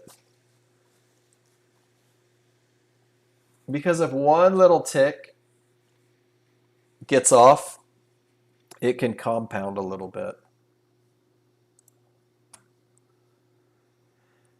Tail into momentum, one divergence, window of opportunity goes from 86 to 83. Yuri, let's see what happens. Mark, I thought watching the educational video of 13.2 fibs change color. It's not a 50-50 more. Sometimes it's just one leg of a large trigger pass line. Yuri, there is programming that goes into it that I don't understand that makes the fibs change colors. John Novak could probably give you a very detailed technical answer, but I'm not sure, to be honest with you. I look 100% at trigger lines and their relationship to the area. And for me, that works. I don't worry too much about the color of the fib as much as I worry about where my triggers are in relationship to that fib.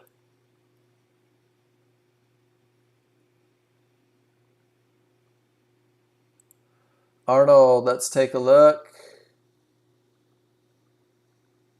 Arnold, we have little different fibs, right? This was a 50-50 for us. You've got odds favorable. You've got no termination conditions. You've got a beautiful window of opportunity. Arnold, your charts say this is a perfect high probability trend trade that just didn't work. That's from yesterday? Okay. Perfect. Rules met. 100%, Arnold.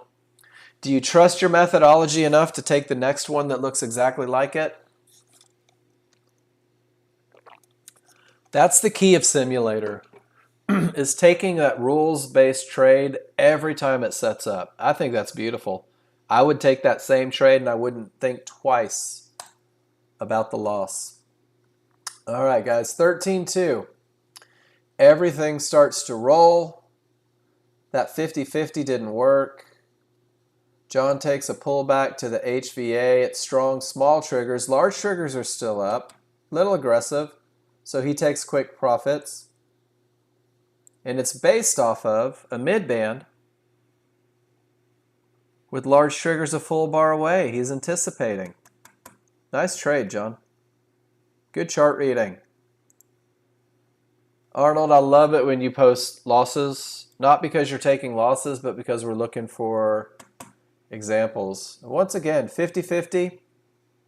No divergence. Perfect entry. The only thing I can tell you on this one, Arnold, is the market gave you a reversal bar on that 50-50. Could have reduced risk right behind it. Maybe saved yourself a point or two. Does that make sense? Market moves in the direction of your trade, gives you that reversal bar, especially on a 50-50. Take that gift.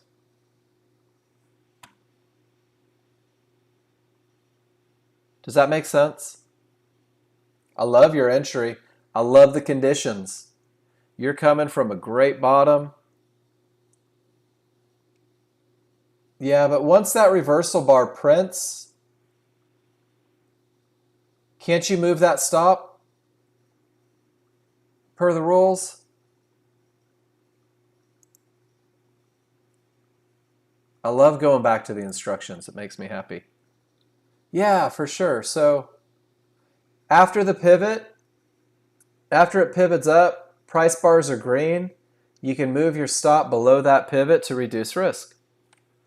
Cool. Aha moment today, right? I love it when these happen.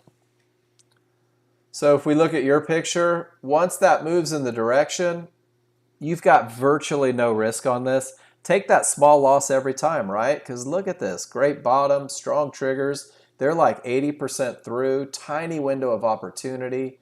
Everything says that you've got a lot of advantages for this thing to go up. Sellers just had a different idea, and they gave you that beautiful reversal bar to minimize to almost zero risk. Nice trade. I love that trade.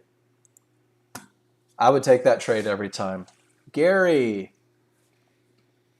This one too. Tail into momentum with absolutely nothing in the way. Those triggers are strong. Those triggers are strong. Picture perfect entry right at resistance inside of favorable large triggers. Money, money, money. Gary, beautiful trade. NG, taking a page out of Gary's book. Absolutely beautiful trading, guys. Trading with momentum. Trading with absolutely nothing in the way. Trading from areas inside of favorable large triggers. And guys, look at the usage of the 8 range. If you're brand new, this 8 range chart over here on the side has odds favorable momentum. The 5-1 has odds favorable momentum. And the 13-2 is right at the tail end of odds favorable momentum. It happened so fast, you couldn't move it. What a great problem to have, isn't it? That your trade goes in the direction of profits so fast, you can't wait and collect more profits.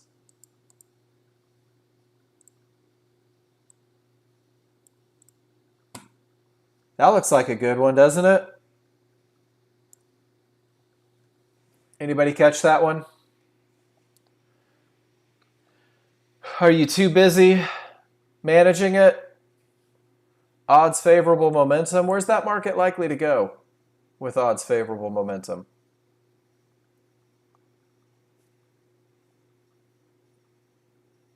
Oh, right there. John Novak. Guys, I promise we're not on Skype talking to each other. Perfect trade.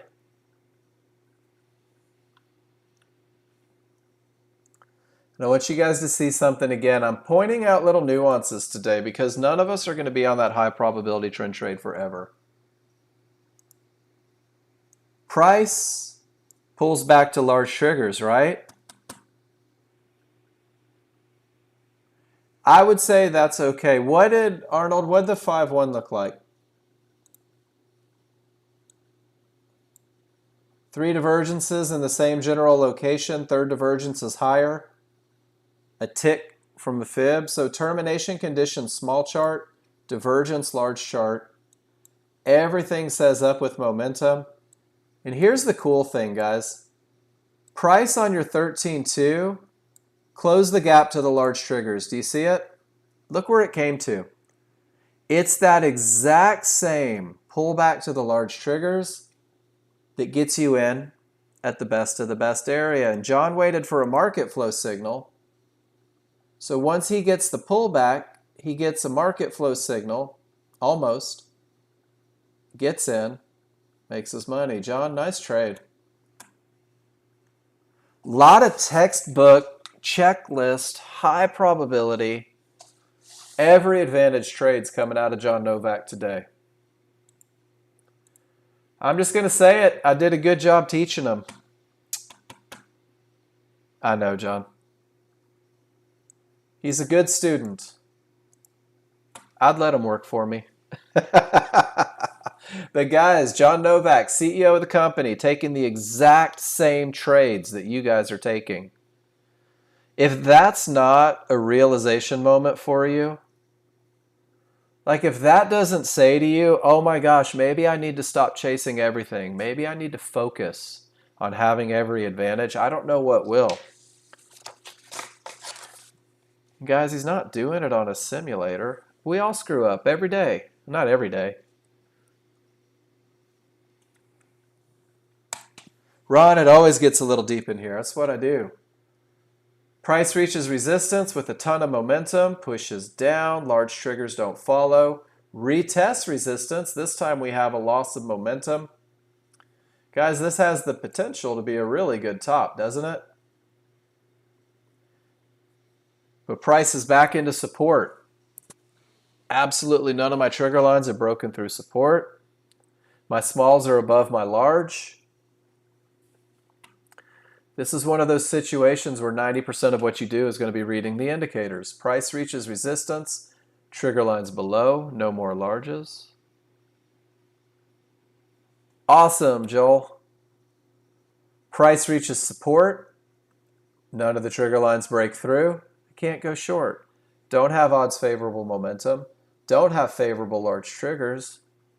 Guys, this is the notorious time to go make a sandwich pattern. Time to refill your coffee, time to get a little more water, time to scratch the dog behind the ears. In order to find a high probability trend trade, a couple things have to happen, right?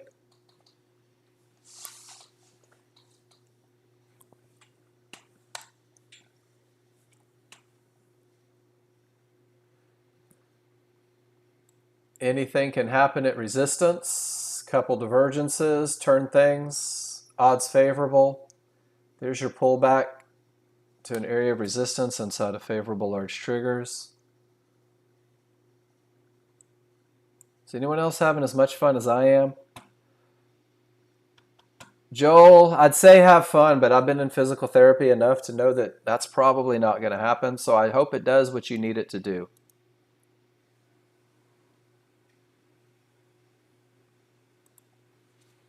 Michelle, yikes, was that for me? Oh no, that's my computer. Tornado warning. I'm going to dismiss that one. That's nice to see, isn't it? Michelle, beautiful. You went outside of your top step trading time rules by 10 seconds yesterday. Decided you have to reset top step way too many times, so you decided not to this time. Of course, I'm doing well on Sim, Murphy's Law. The Sharks are printing money today. I've only been online for 15 minutes. Beautiful. You know what the best part is, Michelle? Is you're taking rules-based trades. Don't worry about it. It's just a tornado. It does, though, doesn't it? It does give you your confidence back. Simulator is a great Great way to reaffirm the fact that you are good at what you're doing, that you do understand your rules. Sometimes that pressure of live money, that pressure of a funding causes you to deviate, maybe make poor choices.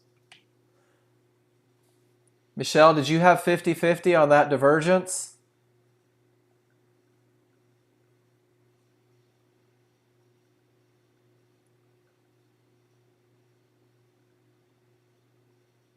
Okay. That's what I thought. That sure looks familiar. Way to come back and get it done, though. Nice job. Shane, your poor dog, whenever he hears an F-bomb, he bolts, all because of years of trading frustration. Poor puppy.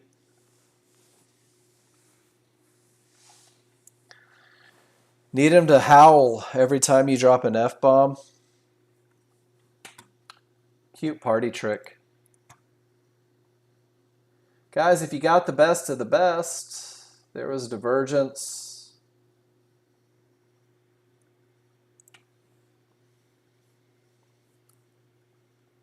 Termination condition creates a full reversal. We're looking for that odds favorable momentum.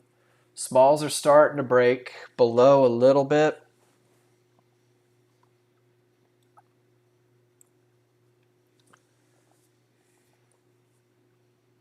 Guys, great participation today. Thank you.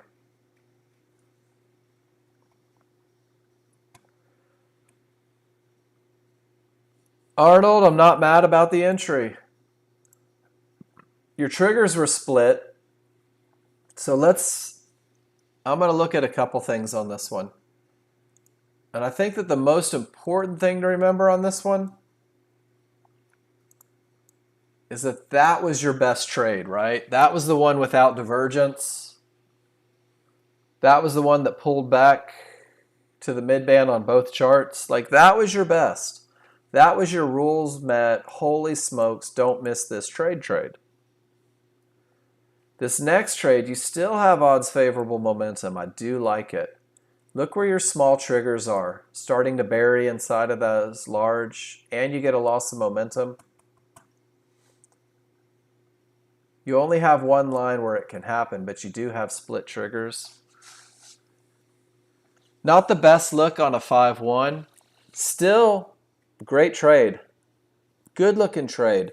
But I think that this one becomes easier to manage, or maybe not even manage, becomes easier to accept if you don't miss this one, if you don't miss the absolute perfect trade. And that's where practice comes in, just getting in, making sure that you don't miss it. So if you go back and replay today, yeah, that's normal. That's how your brain works. Your brain goes, hey, Arnold, you totally missed that money. You could have had 300 in the bank. Why don't we take this iffy one and hope things work out? You guys can't see me, but I'm raising my hand right now. I've taken that trade. For the exact same reason. Same reason I've taken trades that don't fit the rules, because I'm revenge trading. All of these things are characteristics of humans. But the cool thing is if you keep practicing, if you keep focusing on the rules, guys, have this printed out in front of you. In order to take the trade, the rules have to be met.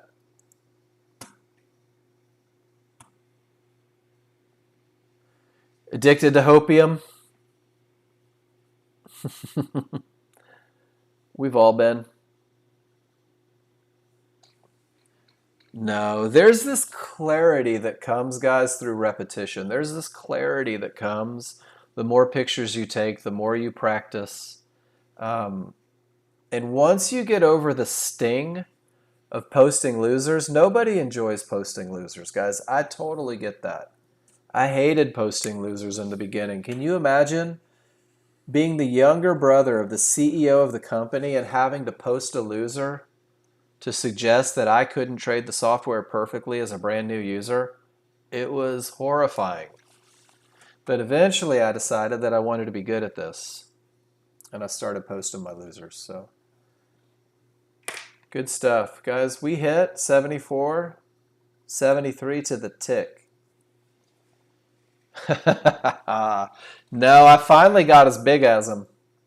It took me 50 years.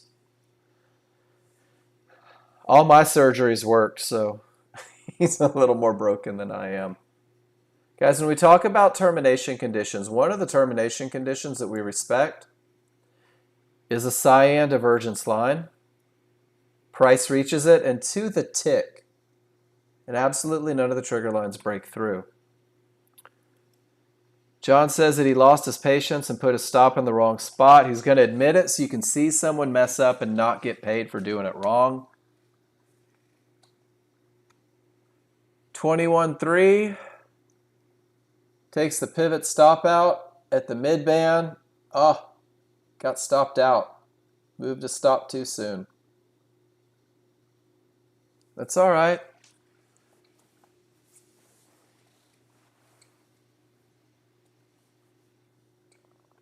It happens sometimes, doesn't it? Next, get back in, learn from it. Should not have. But you did. So the only thing to do is to learn from it, to move on, to not let it define your day. Take that next trade. Guys, I'm going to take a quick little break and refill my water. Go make sure everything is still outside. I don't think a tornado came down the road, so I should be good. It's a beautiful day out there now. I'll be back in just a few minutes and we'll wrap up class. Guys, the last hour I really like to dedicate to you guys. If you have any questions, if you have any needs, if there's something that you want to talk about specifically, let me know and we'll talk about it. I'll be back in just a few.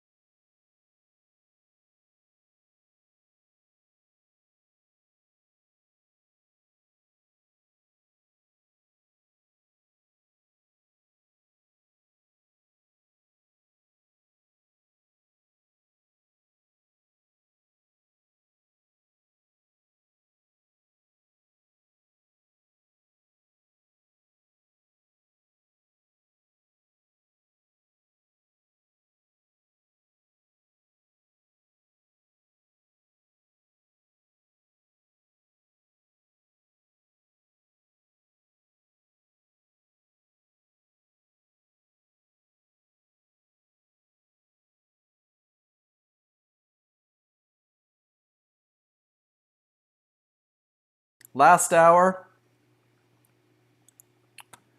Let's talk about what you guys want to talk about.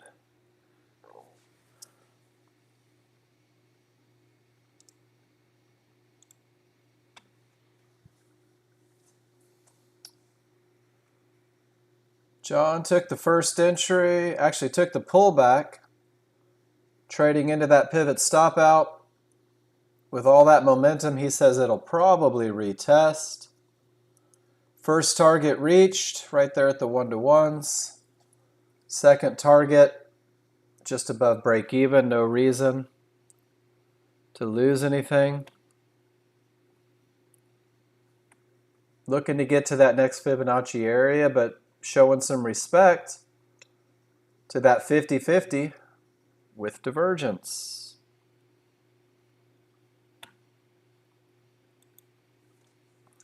Miss Mary, nice to see you. Let's see what you did.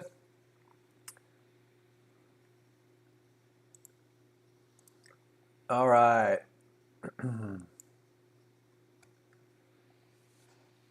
Mary, are you with me?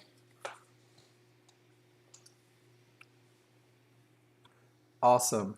So you put no termination condition, right? And I'm going to go back to the manual real quick because I think that this is a big deal. So when we talk about termination conditions, a cyan divergence low line or a magenta divergence high line, both of these are areas that when price reaches, you have to do that comparison on the triggers. So price reaches this cyan divergence low line to the tick, which is pretty amazing. And I think that this helps develop a respect for these when you see this happen to the tick. It hits here, none of your trigger lines have come through. So technically this is a termination condition. And you can see that it works. With that momentum, when you get in, it pushes back down a little bit. If you were in at 87, you could have got $100 right about here. And you're out for a small loss, couple ticks. Nice trade, but you did have a termination condition for sure. I put a lot of respect in these termination conditions. There's one I took this morning. There's that 41.47 divergence high. Guys, it stopped the market in its tracks. And you see that a lot as you look at the 13.2. Magenta divergence, 50-50, divergence, doesn't work out. So I like to give those things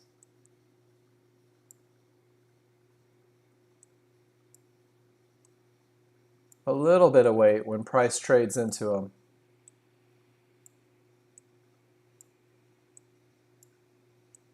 And they don't always stop it. But they definitely have the potential to stop it. That's why we talk about the pivot stop out.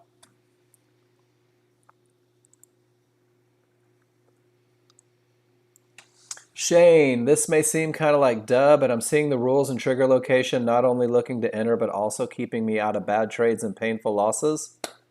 That's awesome.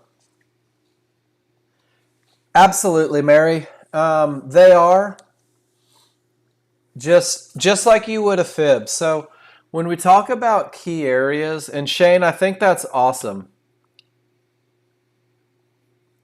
Being able to recognize reasons that you don't have the advantage to take a trade. So Mary, my thought on these termination conditions, and this is each and every one of them, blue Fibonacci support and resistance, these come about from all these pivots and all the magic John puts in the software, but they're essentially psychological areas. They're areas where buyers and sellers have a very, very high chance of fighting it out, which is why they may reverse the market. The same as with 1-to-1s, large chart mid bands, if the large triggers. And these divergence lines are essentially the area where the buyers were pushing as hard as they could. They get to this point, and not only did the sellers take over, but they also, the buyers lost momentum. The momentum didn't follow the move. So this is essentially sellers putting a line in the sand and saying, you know what, this is where we're going to fight back. As the market comes into it with all this momentum, no loss of momentum on the 5-1, it gives it a little extra push, but then we see that 50-50, we see that divergence, and things kind of change. And now we're doing the same thing here. 40.7850 is that line in the sand where the buyers have the potential to fight back, and we'll see if they do. So I always think of these as key areas, whether it's fibs, whether it's one-to-ones, whether it's divergence lines. These are lines in the sand where guys with much deeper pockets than me are likely to put up a fight. And there it is. The buyers pushed back right from that line in the sand. If they make it up to 86, we're going to see that fight again. Eventually, somebody's going to take the lead on this. Eventually, somebody's going to win. I don't have to be in the middle of it. You know, if I'm walking down the street and there's a giant gang fight, I don't jump in the middle of it. Let them fight it out. Very powerful. I forgot what picture I was just going to look for.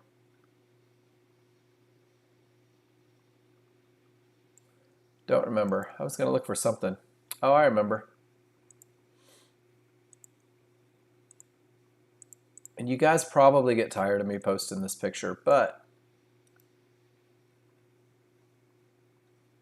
my apologies if this scrolling makes anybody dizzy.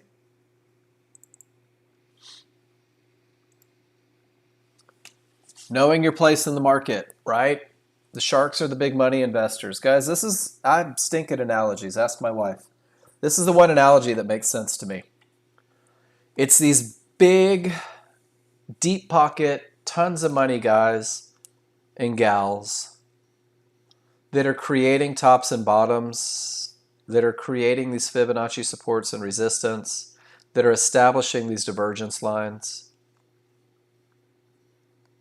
All I need to do is let them do all the fighting, and then I'll be a remora. I'll take advantage. I'll grab scraps. I'll grab $300 or $400 move when everything is clear, when I'm not trading into areas where these guys are going to fight, when these guys establish the momentum. You do love a good fight?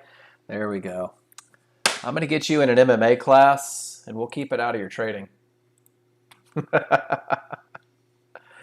Here we go. Key area. Let's see what happens. Guys, do you see what's happening right now? Couldn't make it to support. Couldn't make it to resistance. Lost momentum, lost momentum, lost momentum, lost momentum.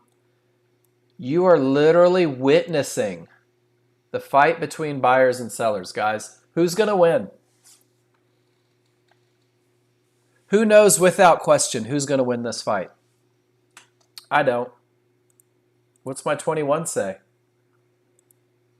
Even my 21 says I have no idea who's going to win this fight. Guys, let them fight it out. 13-2 triggers are flat.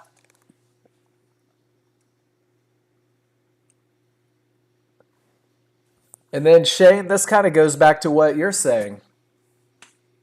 If you know about a key area, can it keep you from trading into it? There we go. Thanks, John. Someone with big money said this is a spot. John Novak's Fibs said it too. Someone who has more money said it will go. I love this picture. Someone with more money. Where'd it go? Said it will go. It will not go down anymore. Probably the same people with big money said they want it to go down. Probably the same people said they wanted it to go up. Stop run, the same people who need to be short 1,000 contracts, take another bit.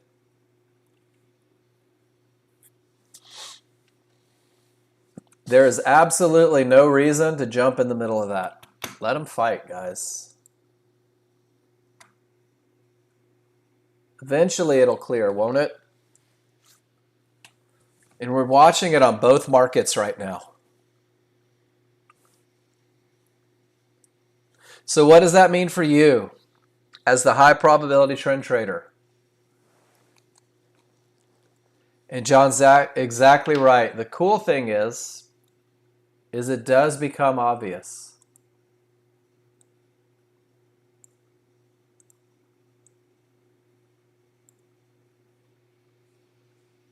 Ringside seats. That's it. It's the Mary Rocks fighting extravaganza.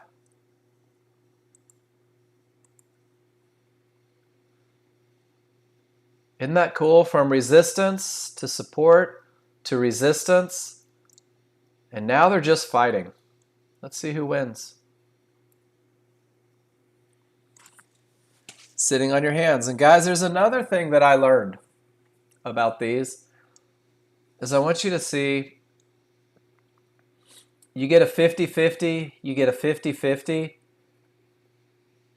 50-50 trades in a consolidated market are tough trades to take.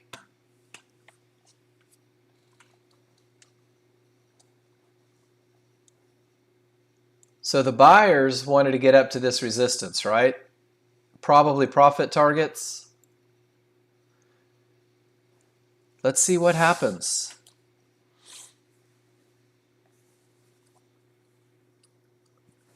Six to 12 months to get a working language. Sucks you won't be a millionaire in a month, but once you become fluent in a language, no one can take it away from you. Becoming fluent in technical analysis pays better than Italian as a second language. Amen.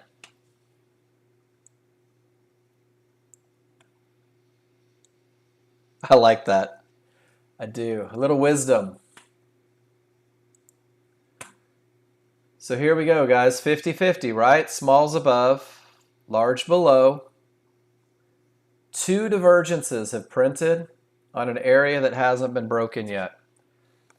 There's two different plans. There's people that will take this trade and manage it assertively. And there's people that will just say, you know what? It's not my trade. I'm going to wait for things to clear. Neither of you is wrong. I like it, John. Close your charts. Go enjoy the afternoon. Go eat some fresh fish. You're right there on the coast. What would you guys like to talk about?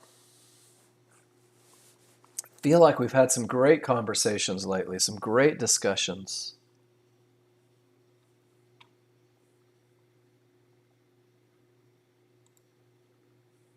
Why don't we revisit the manual?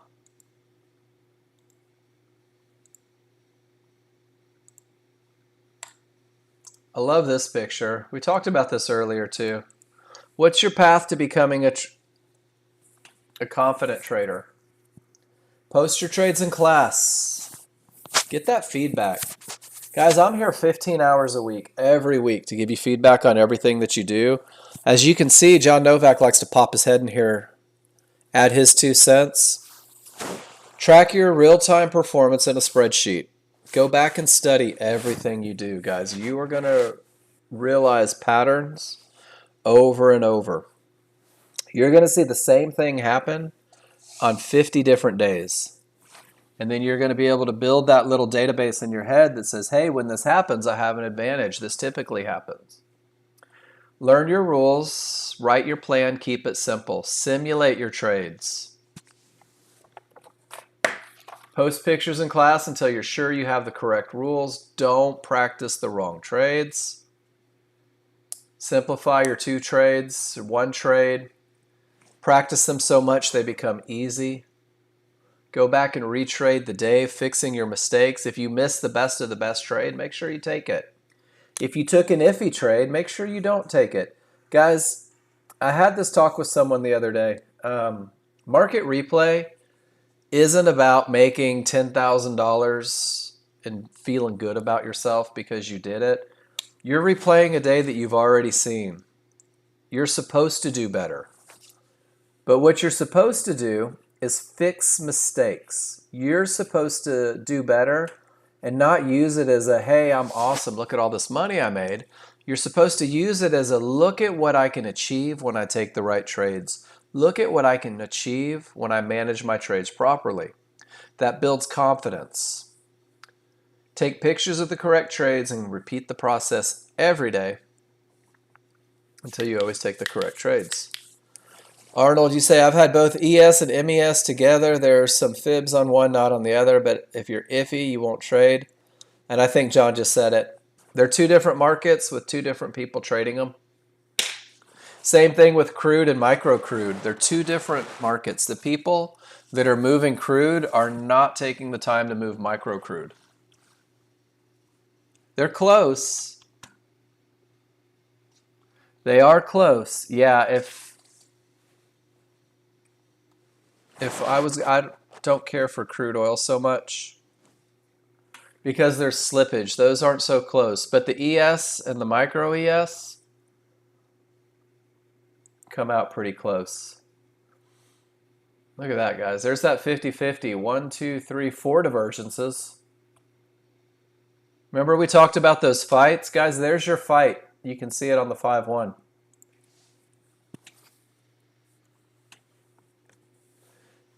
And then on crude, they broke clear, didn't they?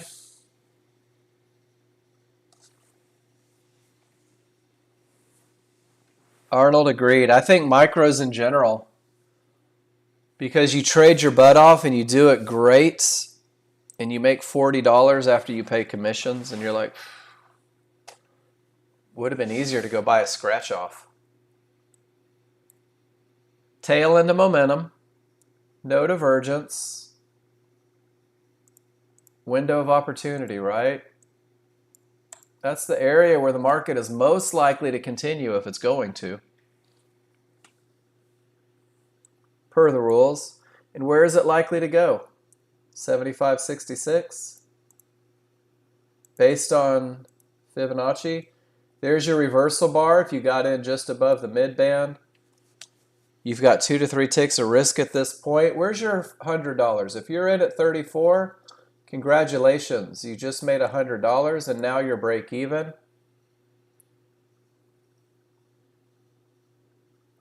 $54 is your $200. 66 is your Fibonacci resistance. What do you guys think? Did it follow the rules? You feel good about it? You can't lose money in the bank now. Had someone ask me once, why would you take $100? Why would you take $100? That's nothing. Well, $100 makes you feel pretty good about holding that second contract. $100 gives you that dopamine kick and keeps you from going, I sure hope I don't lose. I'm going to put it right here. And then getting stopped out only to watch it run. $100 makes it easy for you to say, you know what, that seems like a great spot based on Fibonacci to hold that second contract. $100 makes you say, you know what, I'm okay keeping 5 ticks. That's only half of my profits. Let's see if this one goes. And then you don't get caught up on these ticks, these fluctuations right around a 1-to-1. You don't get caught up on these fluctuations, watching each tick. I'm winning, I'm losing. It's winning, I'm losing. Oh my gosh. Then you're break even. But it's 100 in the bank. Let's see, Gary, what'd you do?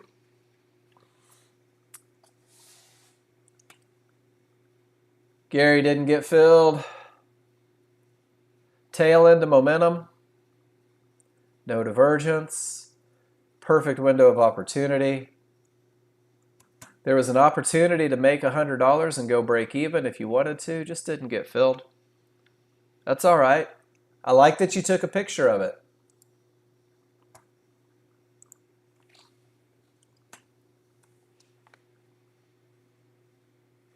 Who was it? Wayne Gretzky that said you miss 100% of the shots you never take?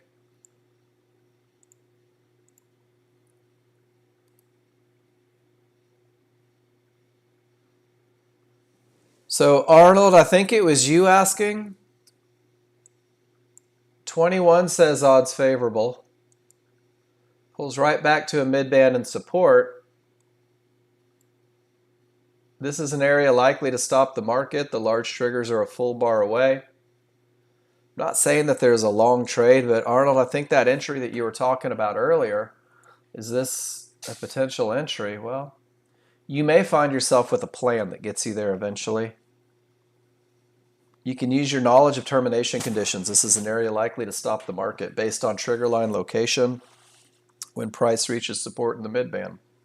The large triggers are a full bar away, which lets me know price is likely to close the gap to these triggers. Do you guys see how we're doing this? Not your trade yet, but if your 21 is odds favorable and everything says up, and this is an area likely to stop the market, could you look for an opportunity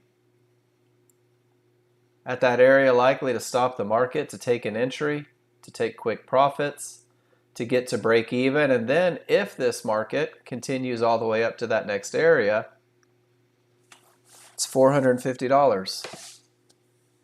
Pretty cool, right? Guys, did that make sense? Letting a large chart lead the small chart, the same way we do it on the 13.2 and 5.1 is the exact same way as you begin to learn to read your indicators, that you can do it on a 21 to a 13 and refine your entry on a 5.1. And then if you need to, you can use a market flow signal at an area of support likely to hold, and you can identify your trouble spot, take quick profits. Does that make sense, or am I talking at a next level right now? This is what you have to look forward to, guys. Your ability to read indicators is going to open up doors you didn't even know existed.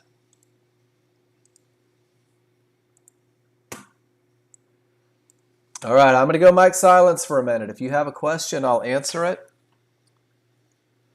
If you want to talk about something, we'll talk about it. If you want to post a picture of your chart,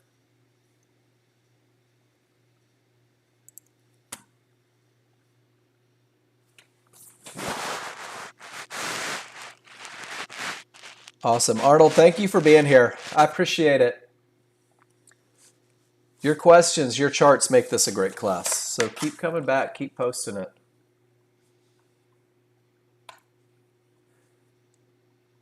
Guys, one of the patterns, price clears an area, pulls back and tests it.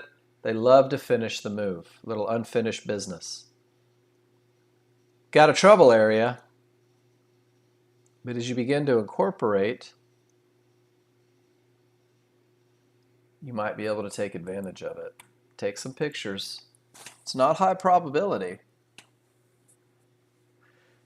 There's a 50-50 at one of those key areas. Exactly, Alex. That was a huge vacuum, wasn't it? Let me go back. Huge vacuum, which just gave even more credit to this area holding, didn't it? 75.66. If I were just looking at a 21, 75.66 is what the 21 says we're getting to. There's an area where the market's likely to continue. There's a trouble spot. Here's a trouble spot. It's a different trading plan, guys, but if you get in right here, you've got your targets. You have to be willing to sit through some shenanigans. That's how you trade a higher time frame. The exact same patterns can help you trade a higher time frame. If you were in at 20 and got out at 43 on a couple contracts, went break even, you're feeling pretty good about it right now, aren't you?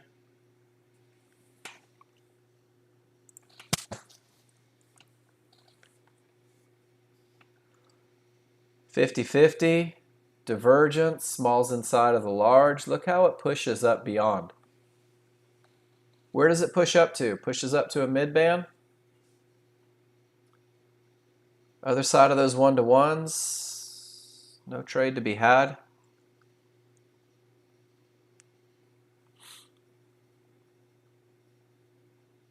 If I'm a brand new user,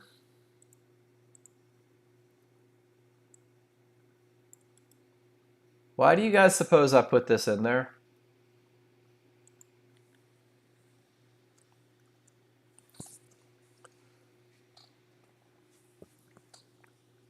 One of the most important things I've done, guys, is taken an awful lot of pictures and asked an awful lot of questions.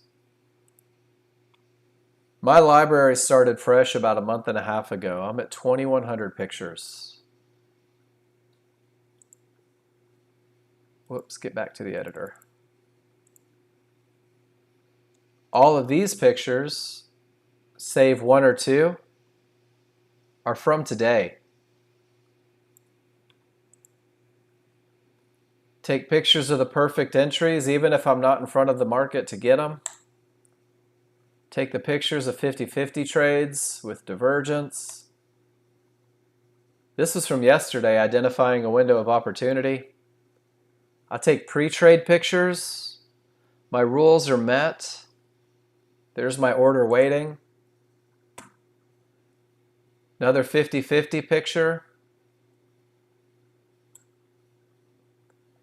Pivot stop out leads to pivot stop out when everything says up. 50-50 no divergence, manage assertively. Recognizing termination conditions on a 21-3. Those are all pictures that I've taken. Stealing the perfect pictures from you guys.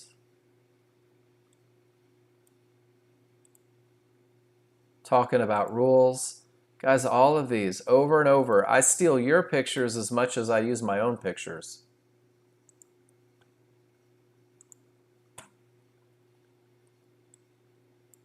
There it is, 50-50. That was that key area, wasn't it? That's the seller's third shot at this area. It's the third time they couldn't push through it.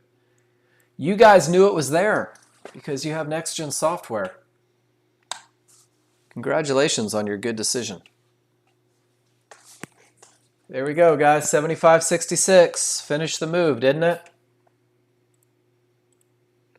Largest chart said odds favorable, no termination conditions. 13.2 said pull back to the mid band, and everything said this area is likely to hold. 5.1 gets you in at support with a market flow signal. Get paid.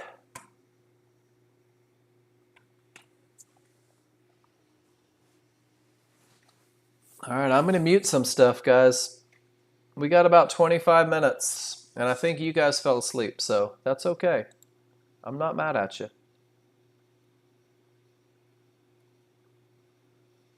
Who do I have in here on demo? Anybody? Is anybody running a demo of the software? Is anybody in their first 30 days? Is anybody not winning over 50% of the time? You should be asking questions. You should be posting charts.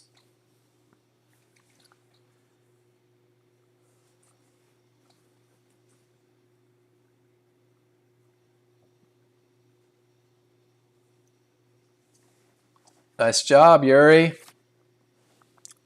All rules-based trades?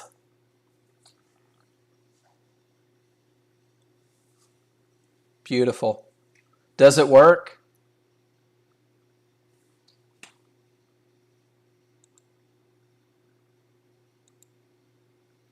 I think so. All right, for those of you that have been with me for a while, is chart reading now so much easier than it was 30 days ago? Even if you've been with me for a year, is chart reading now easier than it was 6 months ago? Do you ever take a second and stop and recognize your progress? I think that's such an important thing. Guys, I think one of the proudest moments of me teaching this class is when Nexgen Ben said, Mark, you've been teaching this class for almost a year now. He goes, and it's pretty amazing where your chart reading's gotten. Because I used to watch John Novak teach this class, and it absolutely floored me.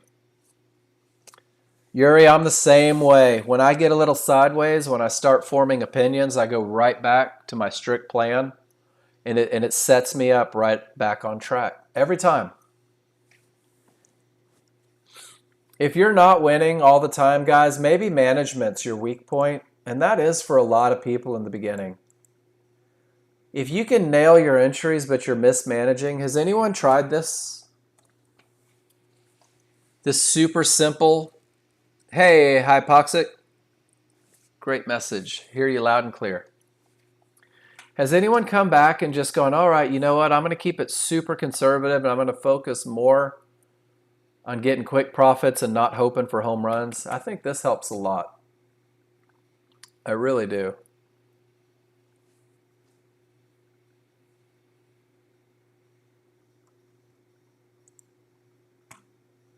$50-50 tons of divergences. Guys, sometimes it'll still go up. Only one trade, Mary? Were your rules met for other trades?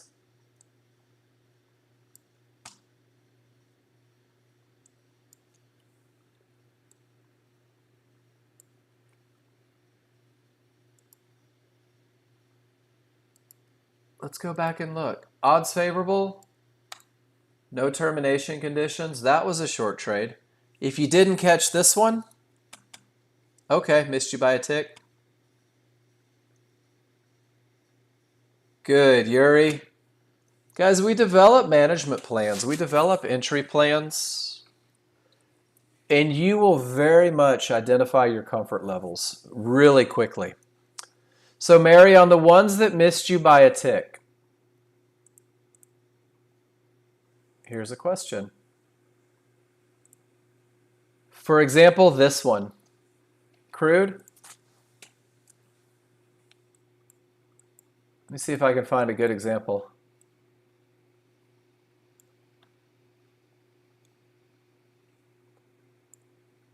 Um, 1003. Let's see what that looked like.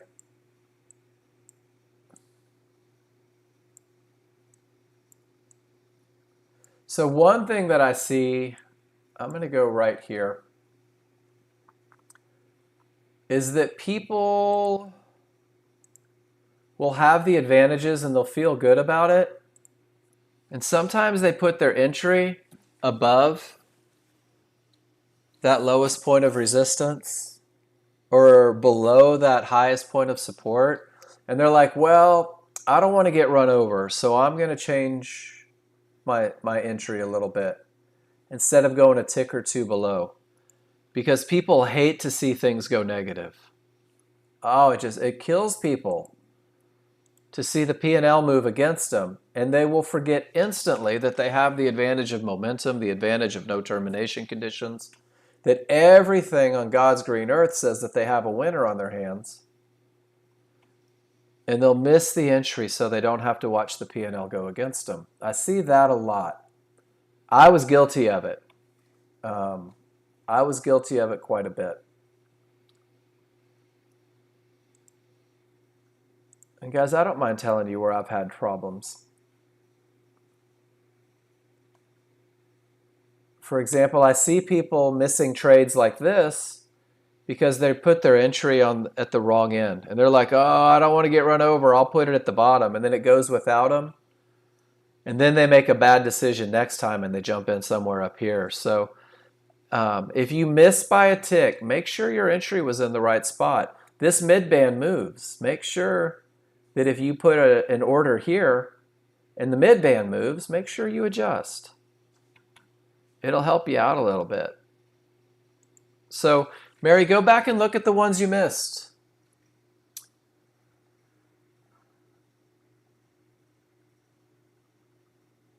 Oh, NG, are you familiar with the vacuum idea? Okay. You just hoped it wasn't true on that one, huh?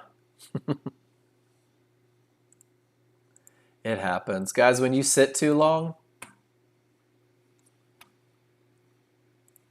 wasn't that also a termination condition?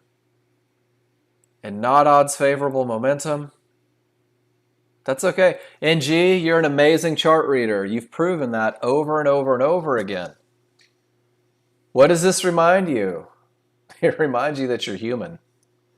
It reminds you that you get bored if you wait too long, that you'll make bad decisions that stem from opinion rather than advantages. And it means that you do what every other human on God's green earth does when they learn to day trade. There's a point where you get so bored that you'll just take a trade. It goes like, man, it's time for a trade.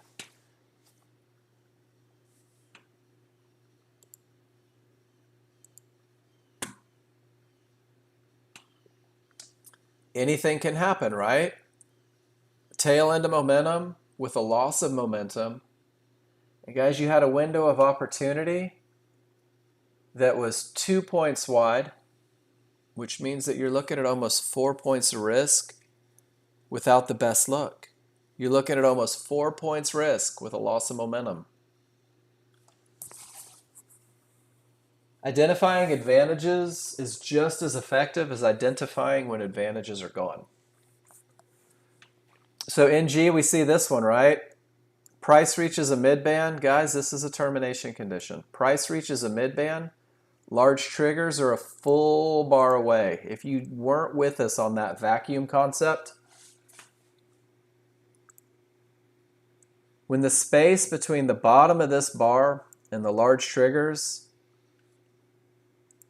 see that reversal bar marker? That's the point at which this becomes an up bar. If those large triggers are above that reversal bar marker, guys, these large triggers tend to suck price right back to it like a vacuum. And typically, not always, because nothing is in absolutes, a short here or a short here or a short here results in getting stopped out. Not always true. Sometimes it'll break the rules and try and get you to break yours. We'll see what happens. 50-50, a metric boatload of divergence. And look at it grind up. Buyers going, gonna make it, gonna make it, gonna make it. The sellers are like, I don't think you should.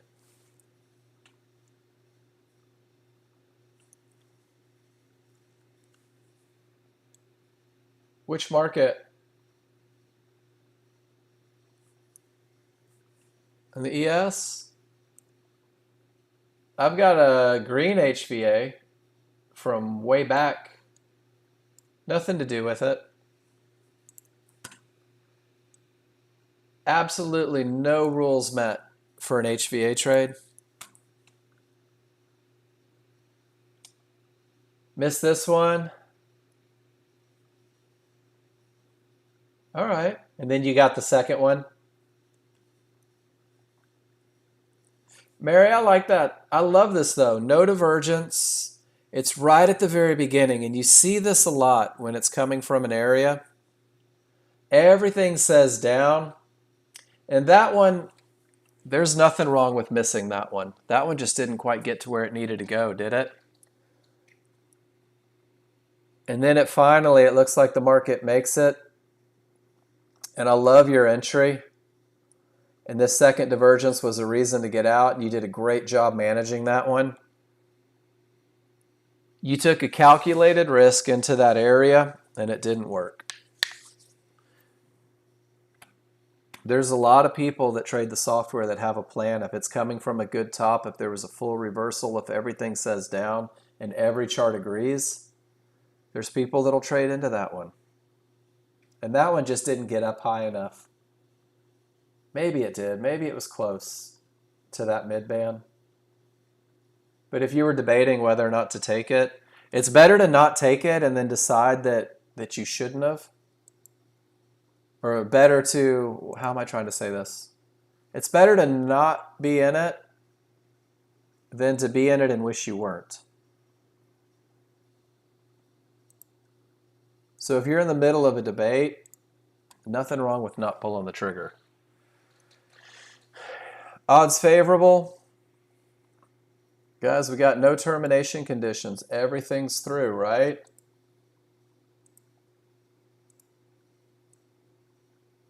That mid-band's close. Right on the edge. And then 89.75 is also within that window.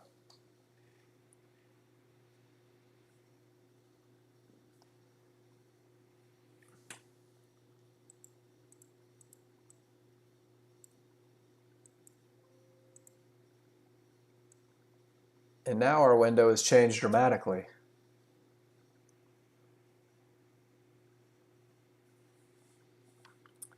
So we start thinking patterns. If I get a second divergence here, it may push up higher. Might have to take this one twice. Is anyone putting a checklist on this one right now?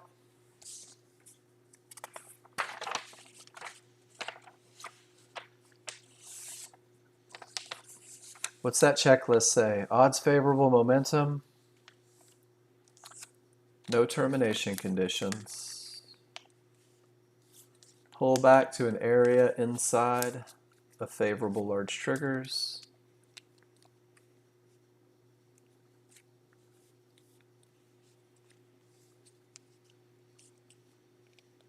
We'll watch it for a second. I'll just keep my mouth closed. I don't talk about you guys taking trades. I talk about rules met, rules not met, identifying the rules.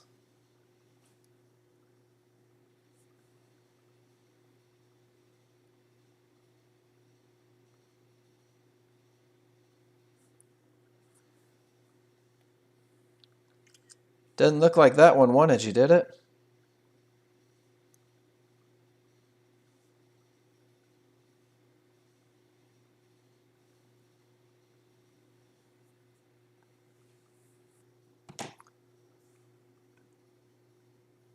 Don't we just repeat the process? Odds favorable. Haven't reached the key area. Waiting for a reversal bar. Looking for a window of opportunity. What do you guys think?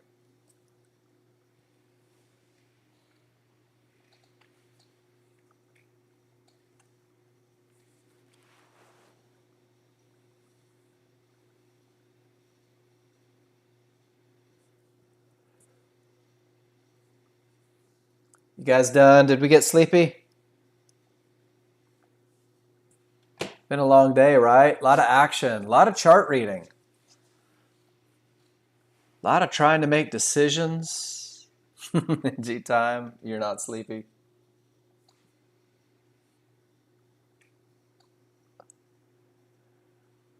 There will be a point in your life where you'll be so comfortable with your rules that you won't care. Am I there, Shane? And Shane, I love that you posted that. Two things have to happen for me to recognize a termination condition, right? The first thing is that price reaches the area, Shane. So right here, I hadn't made it yet. So I'm not worried about it. And remember, let's back up a little bit. If that area is at 78.50, let's take a picture.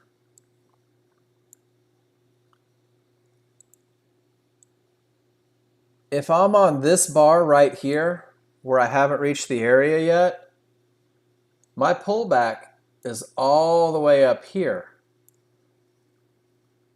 So my profit potential isn't this right here. My profit potential is from that pullback back down to the area. Does that make sense? And this is one of the reasons that yeah, if you're like a point away, that means technically you're 4 or 5 points away. There's plenty of room to make money.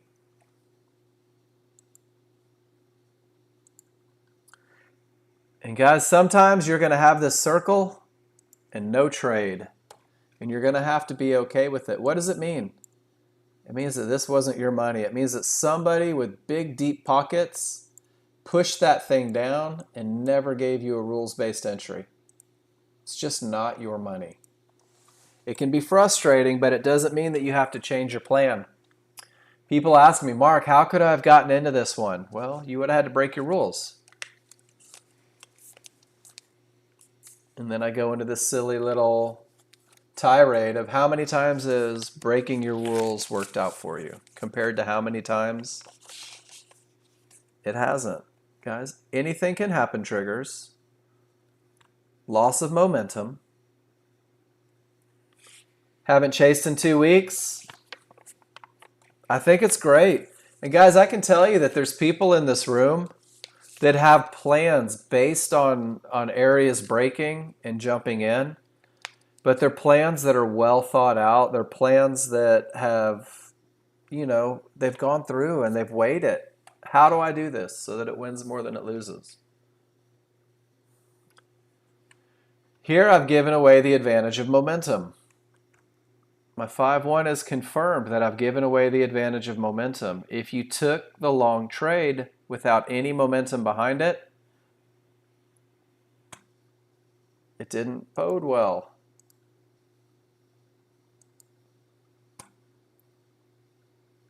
$68 seems like a pretty key number. There it is again.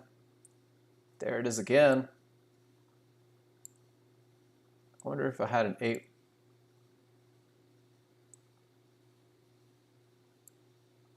There's also a high volume area right there at support in the mid band. Guys, I'm not saying that this is a long trade because it doesn't fit the rules. But I can tell you if I had to pick a place for a bounce, that's a pretty good one. But I'd be fighting triggers on every chart.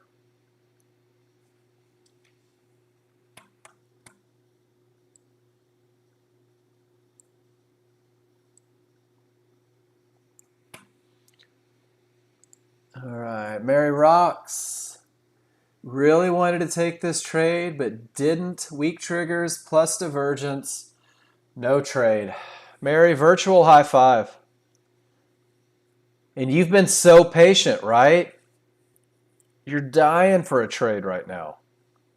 But it didn't fit the rules. I love that. These are the pictures that put that big silly grin on my face. When you're not willing to give up advantages to get into a trade, you're like, no, it's my money. It's worth the best of the best, isn't it? It's absolutely worth the best of the best for you. Great read, Mary.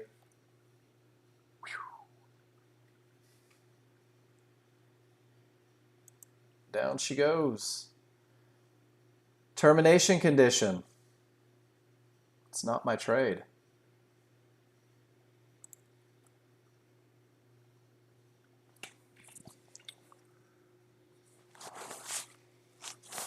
Anybody learn anything today? I did. I definitely did. Every day you guys make me a better trader. Thank you for that. I hope you got something out of this class. Whether it's clear path, whether it's embracing the advantage of momentum, what do your rules mean in terms of advantages, and are you willing to give that advantage away to take a trade? Mary, you just gave the absolute best example of somebody that wasn't willing to give that advantage away. And I think it's great. I love it. Well, it is a beautiful sunny day in Dallas, Texas now. We got through the horror of the tornadoes. Man, I haven't heard tornado sirens in a long time. That's a pretty eerie thing. Guys, I'm going to be back tomorrow morning. 9 a.m. We're going to do this again. I'm going to do this every day until you guys get to where you want to be. So if you promise to keep showing up and keep posting, I promise to help. Coming into the holidays, I like it. You've got 12 shopping days left, guys. Or Santa Claus has 12 days left, depending on where you're at with that. The bars just fill up. That's how it is in Houston. Like when the hurricanes come through, go grab some Pop-Tarts, a couple bottles of water, and we're good. It just turns into a party. Tornadoes freak me out a little bit. Tornadoes are scary. Look how far away those large triggers are. I actually have a tattoo of the Doppler hurricane. One year the hurricane came through, flooded us out. So I tattooed a hurricane on me. That's what we do at hurricanes. See that distance back to the large triggers, guys?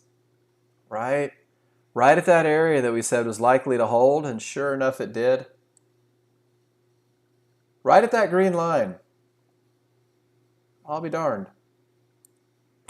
Chart reading. All about chart reading. Guys, I will see you tomorrow morning. Thank you for being here.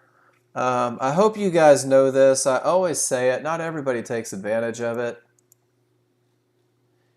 If you go to the contact page, guys, it takes forever to load. But once it does, if you have questions or you have a plan that you want reviewed, that'll get me. I'll always respond. It may take a day or two sometimes, but I'll always respond, and I'll do my absolute best to give you everything you need to get you the answers that you need. Don't be shy. It's one of the perks of being part of the family here. Y'all go enjoy your day. I'm going to do the same. I'll see you in the morning if you're trading this afternoon. I hope everything works out well. If you take trades this afternoon, take some pictures. Bring them to class tomorrow. It doesn't have to be the live market that we talk about. If you do market replay, bring it in tomorrow. If you take pictures, bring it in tomorrow. If you watch a video and you don't understand part of it, take a picture of that part of the video, write a question on it, bring it in tomorrow. I'll see you guys in the morning. Take care, everybody.